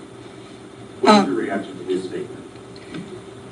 I'm going to keep going on this. I'm not worried about someone who has been charged with a very serious crime. His alleged actions were a betrayal of public trust. So. Dr. Fuller? Thanks, Attorney General Lonnie. Could you be a little more specific on what your message to Democratic governors and Democratic mayors is based on the success that you've seen in cities like Memphis that we have here? And are you optimistic that any of them are watching right now to learn the lessons from the successes of the Memphis Task Force to try and bring this to their cities ahead of Thanksgiving, ahead of the holiday season? Sure, we want to help all governors. We want to help all mayors who need President Trump's help. Look what we've done in D.C. Look what Donald Trump's leadership has done right here in Memphis. You don't have to be of the same political party. Clearly, this is about keeping Americans safe. If you want to talk to anyone, go out and talk to the residents of Memphis who have been very vocal about what has been done by the leadership of all the people behind me and sitting in this audience to make their great city safe again. We want to help anyone, regardless of political party. Alana. I'm on topic and off topic. Sure. You'll allow me. The arrest from the task force has been extremely on the criminal justice system here and confounding probably the local appeal. What is the federal government doing to support the Memphis criminal justice system? You want to take that? Yeah, I'm going to let Director Serralta take that. He's been working on that. Yeah, so a couple of things have been done. First of all, we're taking every case we can federal. Our U.S. Attorney here, Mike Donovan, is a pioneer in taking these cases federal. the other issue that we have is on the state court side. It seems like the cases, the criminal cases are taking too long to see their way through the wheels of justice, if you will. So we're open to working with the state prosecutor's office in order to shorten that period of time and get some of these cases flowing. So if you don't speed up the process, it's going to continue to back up. But I'm going to tell you what the answer is, right? Because we can't put them through the criminal justice system does not mean that it's a free pass to commit crimes. So we're going to keep arresting folks. They keep committing crimes, we're going to keep arresting them. Lonnie, you had a follow-up, and then we've got to get outside and get to... Sure. What happens to U.S. Attorney Halligan now? Will she remain in her position while the appeals process plays out? And does that threaten to upend other cases in the office if you guys don't win on it? It does not. We have made Lindsay Halligan a special U.S. attorney, so she is in court. She can fight in court just like she was, and we believe we will be successful on appeal. And I'll tell you, Lindsay Halligan, I talked to all of our U.S. attorneys, the majority of them around the country, and Lindsay Halligan is an excellent U.S. attorney, and shame on them for not wanting her in office. All right, so that was Pam Bundy, guys. Bundy basically talking about cleaning up, how the progress in cleaning up Memphis, guys. All right, now we got more on this situation with Trump in Venezuela, guys. Y'all know he's been blowing up them boats left and right. It looked like we may be heading into battle with Venezuela. Check this out. USS Fort Lauderdale, escorted by the destroyer Stockdale, transiting offshore, a mere 7 miles from Venezuela. Those Marines just wrapped up a week of training here in Trinidad, part of the show of force known as Operation Southern Spear in the Caribbean. Today, the State Department designated a cartel linked to Venezuelan leader Nicolas Maduro as a foreign terrorist organization, with the administration accusing Maduro and his generals of enriching themselves in the drug trade. If the drug cartels go out of business, so does the Maduro regime. The administration says the new designation opens up the cartel to airstrikes, claiming the same legal authority used to destroy suspected drug boats. Should President Trump give the green light, there is plenty of firepower in the Caribbean. This newly released photo aboard the USS Gerald R. Ford shows an electronic warfare jet used to jam enemy radar and destroy surface-to-air missile sites. The chairman of the Joint Chiefs of Staff, General Dan Raisin Kane, has arrived in Puerto Rico to receive an operational update on Southern Spear, as lawmakers from both sides remain skeptical of the administration's plans. What lies ahead could be worse than what we have now. Historically, the United States' intervention in Central America or South America has not always rolled out the way we'd hope. President Trump says he wants to speak with Maduro, who appeared at a rally Friday calling for dialogue, not conflict.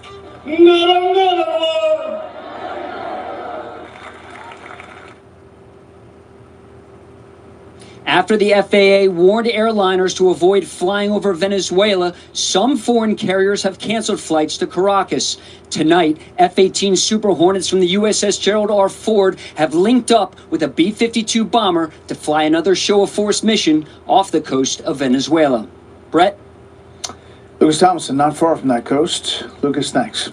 Trump administration reportedly set to launch a new phase of operations against Venezuela in the coming days, apparently aiming to overthrow dictator Nicolas Maduro. It comes as the U.S. ramps up its military strikes against the alleged drug boats in the Caribbean. Lucas Tomlinson is in Trinidad and Tobago and joins us now with details. Good morning, Lucas. Tobago. Tobago. Tomato.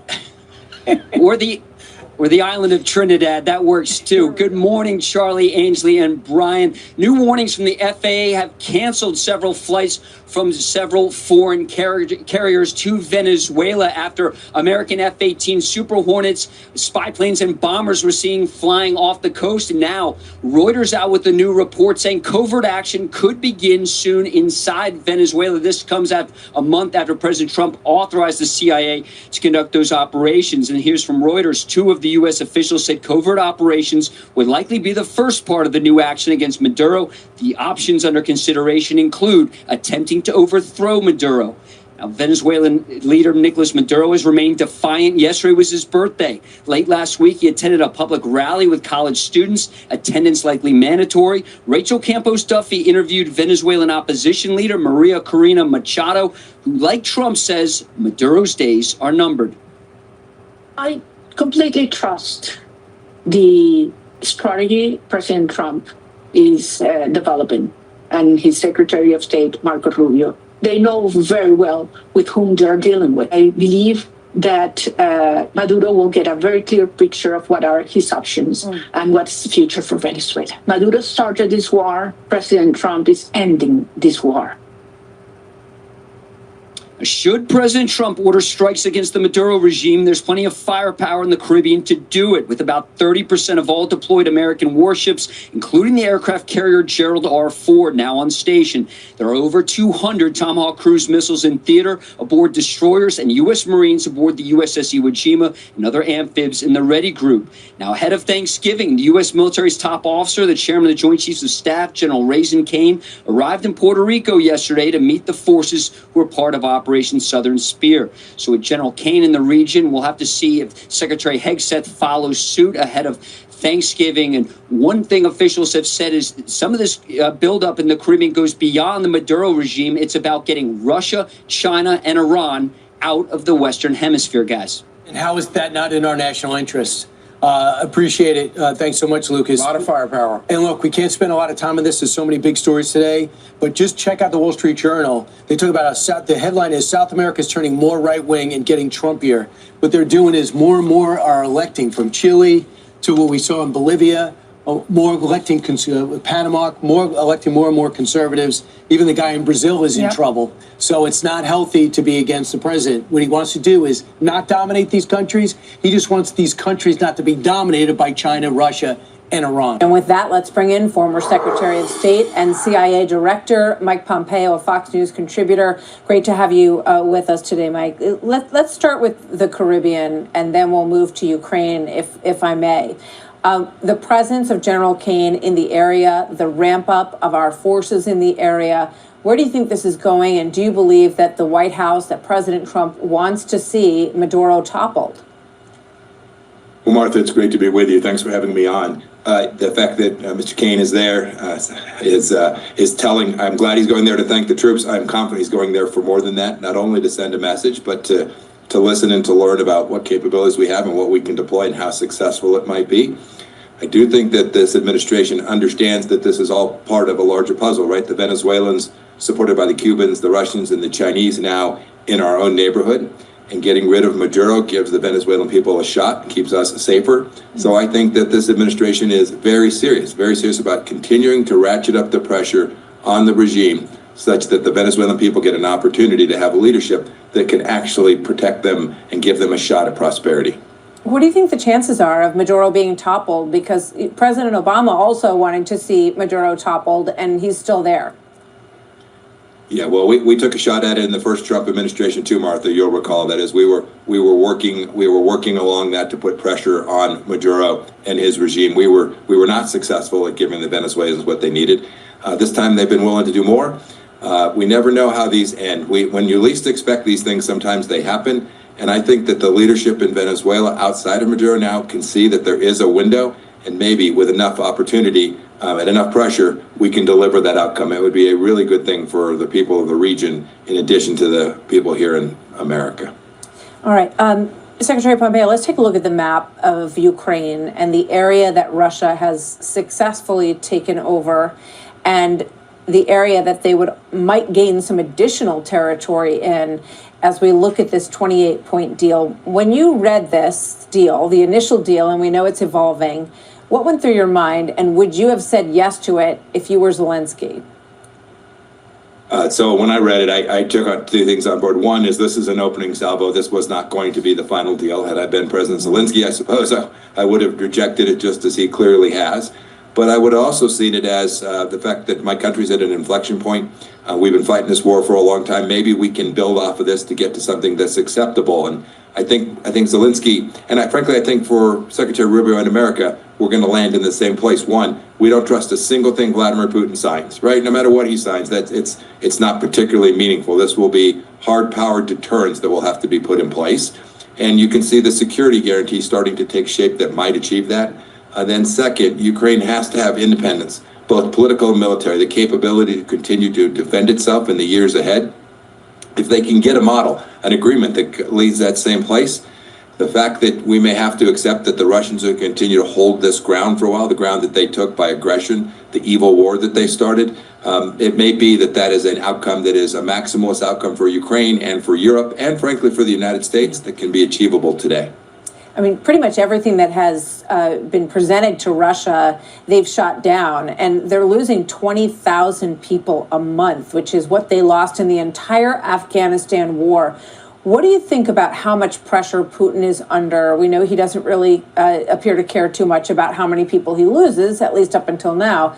But do you think he's at a point where he might be willing to make some sort of deal to end this thing, at least for now? Martha, I've seen no evidence of that. Apparently, he was prepared to take that 28-point deal where he was given some land he hasn't even been able to take.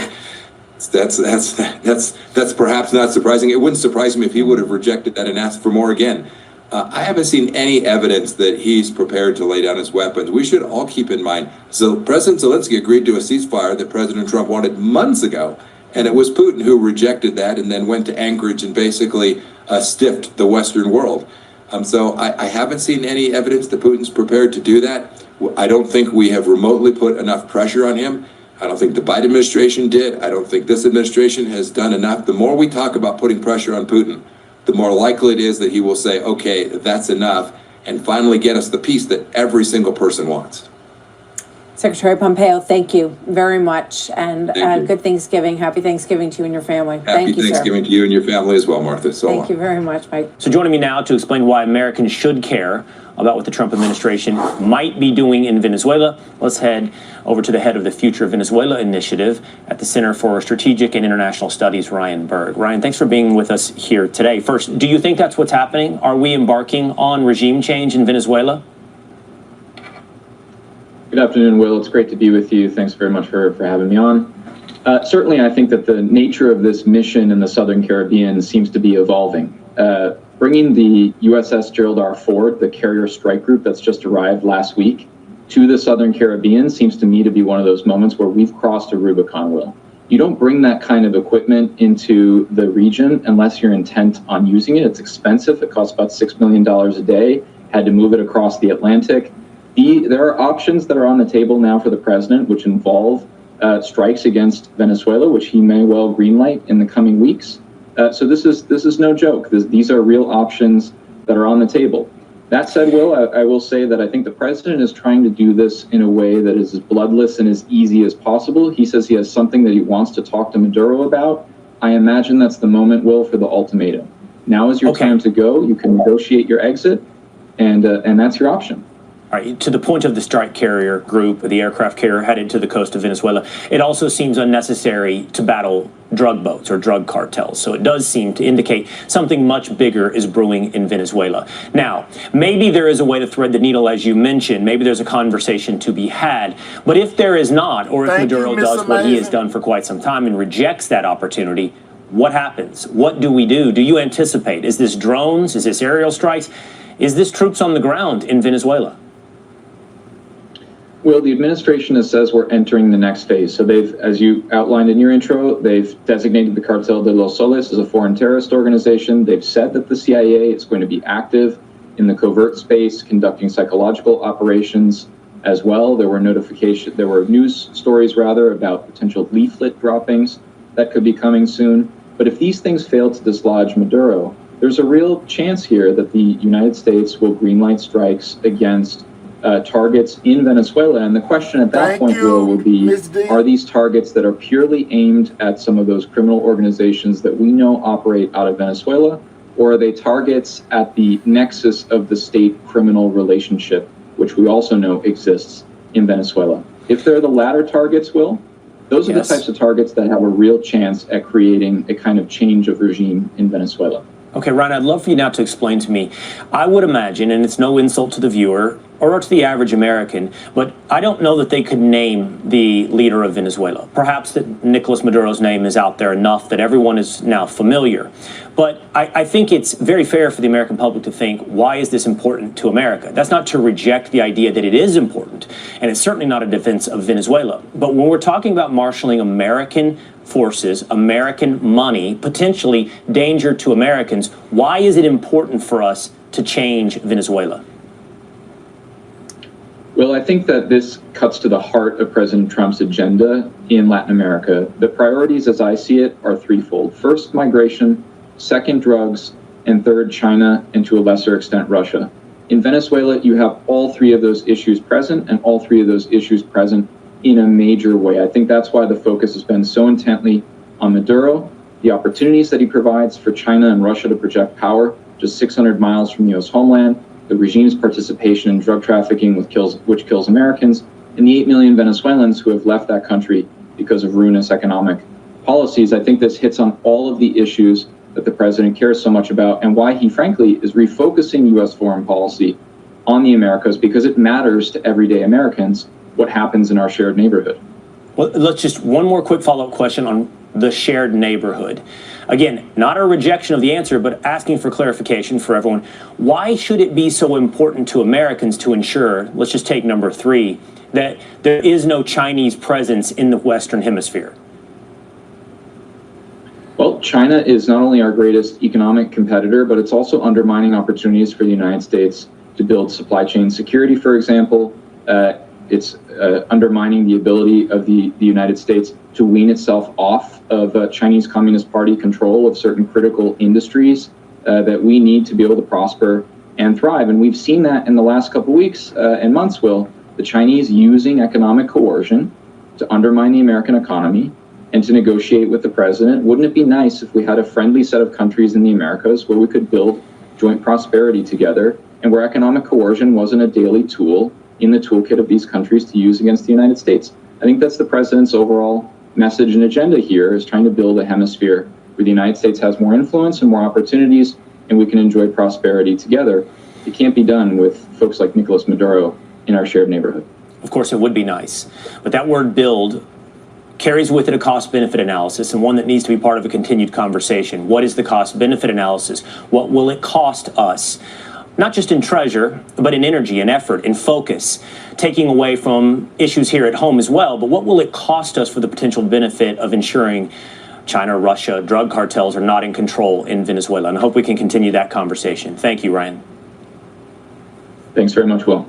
Top U.S. military leaders slated to visit Puerto Rico today to meet with troops and express gratitude for their dedicated work in the America First missions across the Caribbean. This visit comes as the U.S. is reportedly getting ready to ramp up a new phase in operations against Nicolas Maduro's regime in Venezuela. The U.S. so far has taken out a total of 21 suspected drug boats in September, killing at least 82 narco-terrorists in the process. Joining us now, former Navy captain and senior research fellow at the Heritage Foundation, Brent Sadler. Sir, great to see you as always. Describe what the scope and timing of these potential operations with regard to Venezuela could be.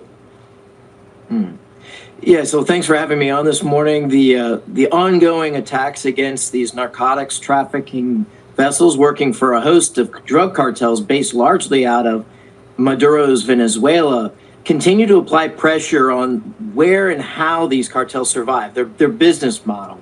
But it's going to take quite a while still. There's quite a number of these vessels, and there's about a $690 billion trade just in cocaine that goes from the south to the north to the U.S. markets. And that doesn't really include that which going over to Europe as well. So we're still into what looks like to be a months-long assault against these drug cartels. As for the mission, the administration says, of course, that this is all about preventing drugs from entering the country, but we're taking a much different tactic when it comes to Venezuela as opposed to countries like China and Mexico. When it comes to that goal of why this is taking place, what do you believe that is? Well, I think the goal, and if you look at the scope of the attacks, they've been attacking drug smuggling vessels. Many of them have been observed for many years by groups like the Joint Interagency Task Force South and partner nations that have been trying to interdict these drug runners for years, decades actually, going back to the late 80s. But when those attacks extended to the Pacific, it was clear they're going after the drug cartels' bottom line, the ability to move product to market and make money. It's less about directly attacking the Maduro regime. Of course, the Maduro regime survives because of the largesse and the muscle of these drug cartels. So if the drug cartels go out of business, so does the Maduro regime. Meantime, all eyes on Ukraine, specifically what is happening in Europe right now to try to lead to peace in Ukraine. Secretary of State Marco Rubio touting his progress and optimism on the peace deal between Russia and Ukraine after the Geneva talks held over the weekend. But they got a lot of bipartisan criticism. Take a listen. So I'm not going to speculate or go into the details of any of the specific items in the latest version of the proposal because, frankly, by tomorrow or the next day, that may have evolved and changed further. And but I can tell you, that I feel very optimistic that we can get something done here because we made a tremendous amount of progress today. This initial plan would be a total capitulation by Ukraine. I think it would go down, frankly, as a historically bad deal. I would not advise Ukraine to sign this. They can't sign an agreement like the Budapest and then allow Russia to invade again. Yeah, and to be abundantly clear, a lot of that bipartisan criticism that we saw on the Sunday shows came before Marco Rubio made that announcement there. But looking ahead, at the end of the day, this all comes back to securing an agreement that Russia actually sticks to. Do you anticipate that such an agreement exists, Brent? Well, there's no agreement right now that exists because they're still in the phase of negotiating it. Many of the comments, I think, are a bit premature because we don't know the full details. Ukraine has just had their round of looking at it and tweaking on it. The Russians are next, so there's going to be more changes. The key metric to look at is, can a sustainable peace be delivered through the mechanism of the ceasefire? And it's going to require both armed forces stepping back about no less than 20 kilometers from each other from what is today the effective front line or the line of control.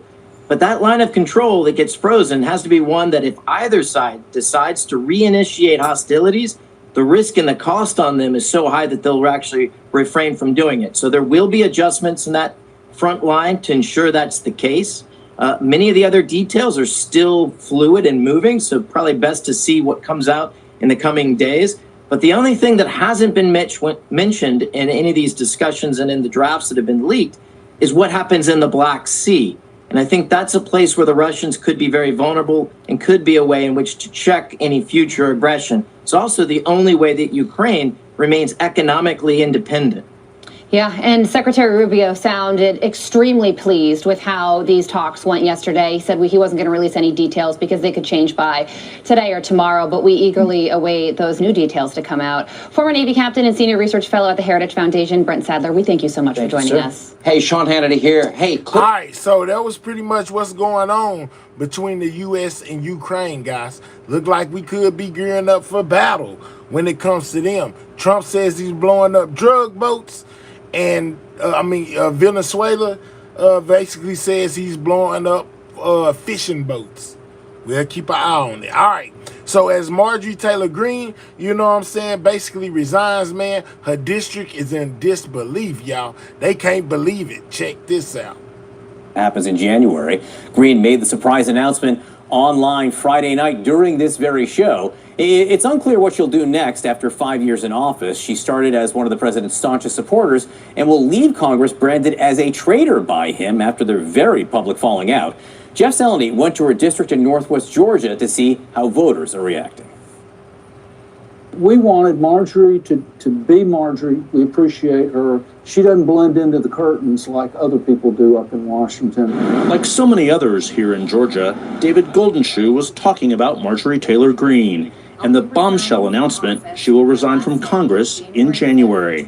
But unlike most who only talk about her, he knows her well.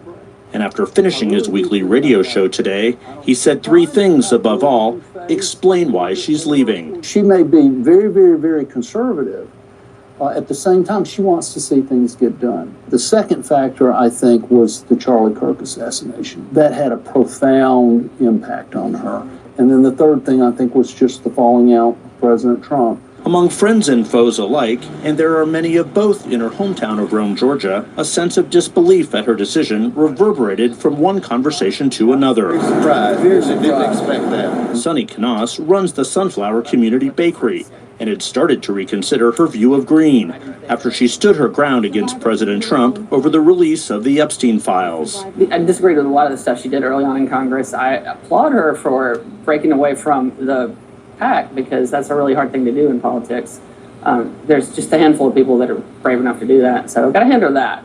Like breaking away from Trump, you mean? Right. Breaking away from Trump and just standing up. The 14th congressional district, stretching from Atlanta's suburbs to the Appalachian foothills and Tennessee state line, has long been Trump country, and the Congresswoman has long led the loyalty parade. Come on up, Bungie.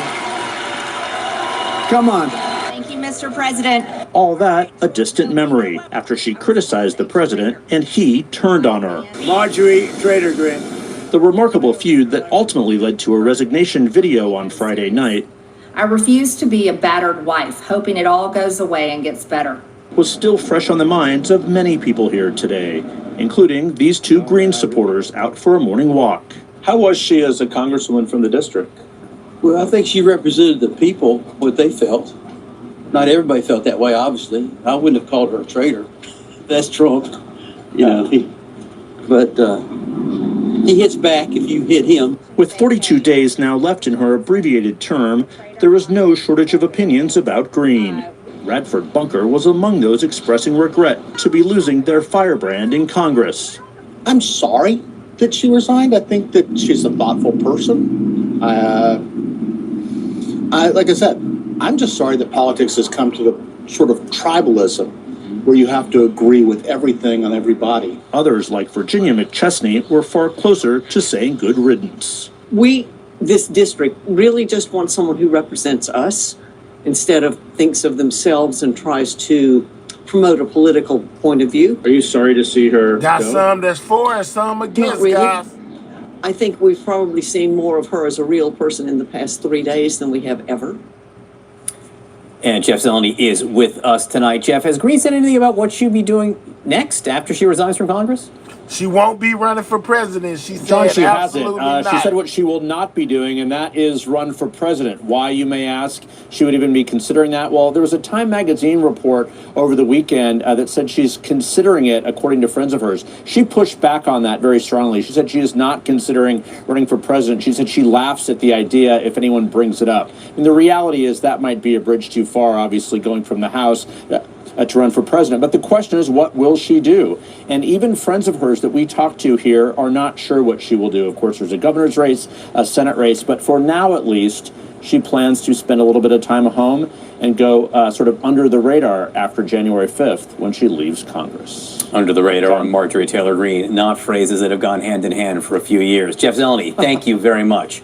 Marjorie Taylor Greene's surprise decision to leave Congress has set off House Republicans, many of whom are reportedly frustrated with how the Trump team and Speaker Mike Johnson are behaving. Now, there is concern that her exit could prompt others to step aside. A senior Republican lawmaker tells Punchbowl News, quote, "More explosive early resignations are coming. It's a tinderbox. Morale has never been lower. Mike Johnson will be stripped of his gavel, and they will lose the majority before this term is out." And adding to the tensions, New CNN reporting tonight that the president's health care plan, which was originally expected this week, has been delayed due to backlash from his party. Maybe we'll see it in 2 weeks. Am I right? Okay, so Jamal, this is actually, I think, one of the more significant things. I mean, covering Trump in the first term and now in this term, I don't think that we have heard this kind of discontent coming from inside the party's ranks. And people thought that Marjorie Taylor Greene resigning was like, oh, she's just giving up. But she was also making it harder for Mike Johnson to have the votes that he needs. And if many others follow her, they'll be doing the same thing. You know, Marjorie Taylor Greene wasn't as popular inside the caucus, it turns out, as we thought. But out in Republican land, in MAGA land, she was sort of as popular as a quarter zip in a matcha, right? Like, people thought that maybe she was somebody that she was able to raise money. She was the second most popular fundraiser in the Republican Party. That's got to be a difficult thing for you to manage if you're the speaker. So what we're seeing now is the wall is cracking around Donald Trump, and people are now starting to realize that maybe you can oppose him, whether it's Marjorie Taylor Greene or is dealing with the filibuster or it's opposing him on this health care bill. Maybe you can oppose him, you can push back, and if that begins to be the norm, I think we may see Trump 2.0 start faster than we thought it was going to start. I will tell you, I wish she had stayed and served out her term, because I think that the significance of being a MAGA, Trump-loving Republican, she's voted with Donald Trump over 90% of the time, speaking out against some of the abuses of power and calling a spade. Pissing from inside the tent is a lot more effective than doing it from outside. So I wish she had served out her term, which is she's got another year until January 2027. I also think a lot of Republicans logically are reading the writing on the wall. And they saw the consequences, the effects. They saw the results of the elections a few weeks ago. And the idea of going from being in the majority to being in the minority, frankly, is painful because it's very different. And they're not being treated well. That's part of the problem. Here's one GOP source saying the entire White House team has treated all members like garbage. And then they blame Mike Johnson for letting it happen because the Trump team, they don't think Congress matters. And so they have basically ignored them. They've stepped all over them. And now some of these members are speaking up. So I think it goes even deeper than this, her resignation. So first of all, I'm from Georgia, and it surprises exactly 0 people in Georgia that she resigned because John Ossoff has been fundraising off of a potential challenge for Marjorie Taylor Greene for like a year. So that's obviously a potential, but I really think that there is a potential for her to be the head of this new Republican movement, the one that is perhaps being created by Tucker and Nick Fuentes.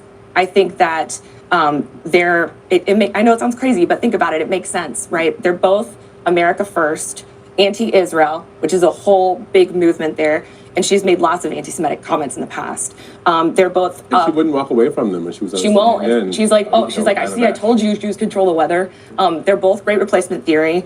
They both don't like LGBT people, and they're both Christian nationalists. And as the Republican Party breaks apart, as we're seeing right now, and there's another faction, and with Donald Trump being a lame duck in the office, I truly think that she's saying, you know what, there's an opportunity for me here, because I've been saying these things that people are just now catching on to. Are you saying you think she's going to run in a Republican primary for Senate in Georgia? I think that that's possible, and I think that she's going to be the head of this new movement. I think she and Tucker and Nick Fuentes can work together to create this new movement. I don't think there's going to be nearly as many defectors as we're predicting right now. I think Marjorie Taylor Greene, and who knows, maybe she has a few other defectors with her. They've gone rogue. But I think what most of the GOP in Congress, which to your point, Abby, they want to recover their agency and actually start legislating, which is a really good idea, because that's what the three, branches of government are supposed to do in harmony. I think what they realize is that this is what happens when someone takes a movement and turns it into an ideology that's divorced from reality. Trump never said America first means America alone. But if Marjorie Taylor Greene had her way, it means that we would isolate from the world stage, retreat fully, we'd have no alliances. But Trump said, look, that leaves no room for statesmanship or pragmatism or prudence. All right, guys. So with that being said, y'all, we've covered everything in the title, man. Make sure you double tap that screen. If you have not, that's how you hit the like button. Most definitely click those 3 dots, hit that thumbs up. Make sure you subscribe to the channel if you're new, man. Yeah, man, it's crazy, guys. People are reacting to Marjorie Taylor Greene's resigning from Congress, as well as we might be in for a possible battle with Venezuela, guys, over the bombing of the boats, as well as this investigation by the Pentagon into Senator Kelly, guys. It's a lot going on out here in the news, man.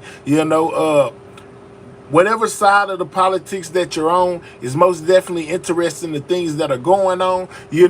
Make sure you pull back up on me. I'll most definitely be giving you everything that I see in the news that interests me on Everything News. I hope y'all enjoyed the show. We're most definitely at the end. Like I said, once again, double tap that screen. Make sure you subscribe to the channel if you are new, guys. We on the road to 56K. We need like 60 more subscribers to get there, man. I appreciate each and every one of y'all pulling up. Thank you for y'all time. Shout out to all of my subscribers, the old ones and the new ones. Shout out to all my members, and most definitely shout out to all of my moderators for keeping this show running smooth. I appreciate each and every one of y'all once again. You know, and with that being said, Sidewalk Gang, checking out. Thank you for that gift. You know, Ms. Pooh Bear, y'all stay safe out there. I'm gone, man. I'll catch y'all later.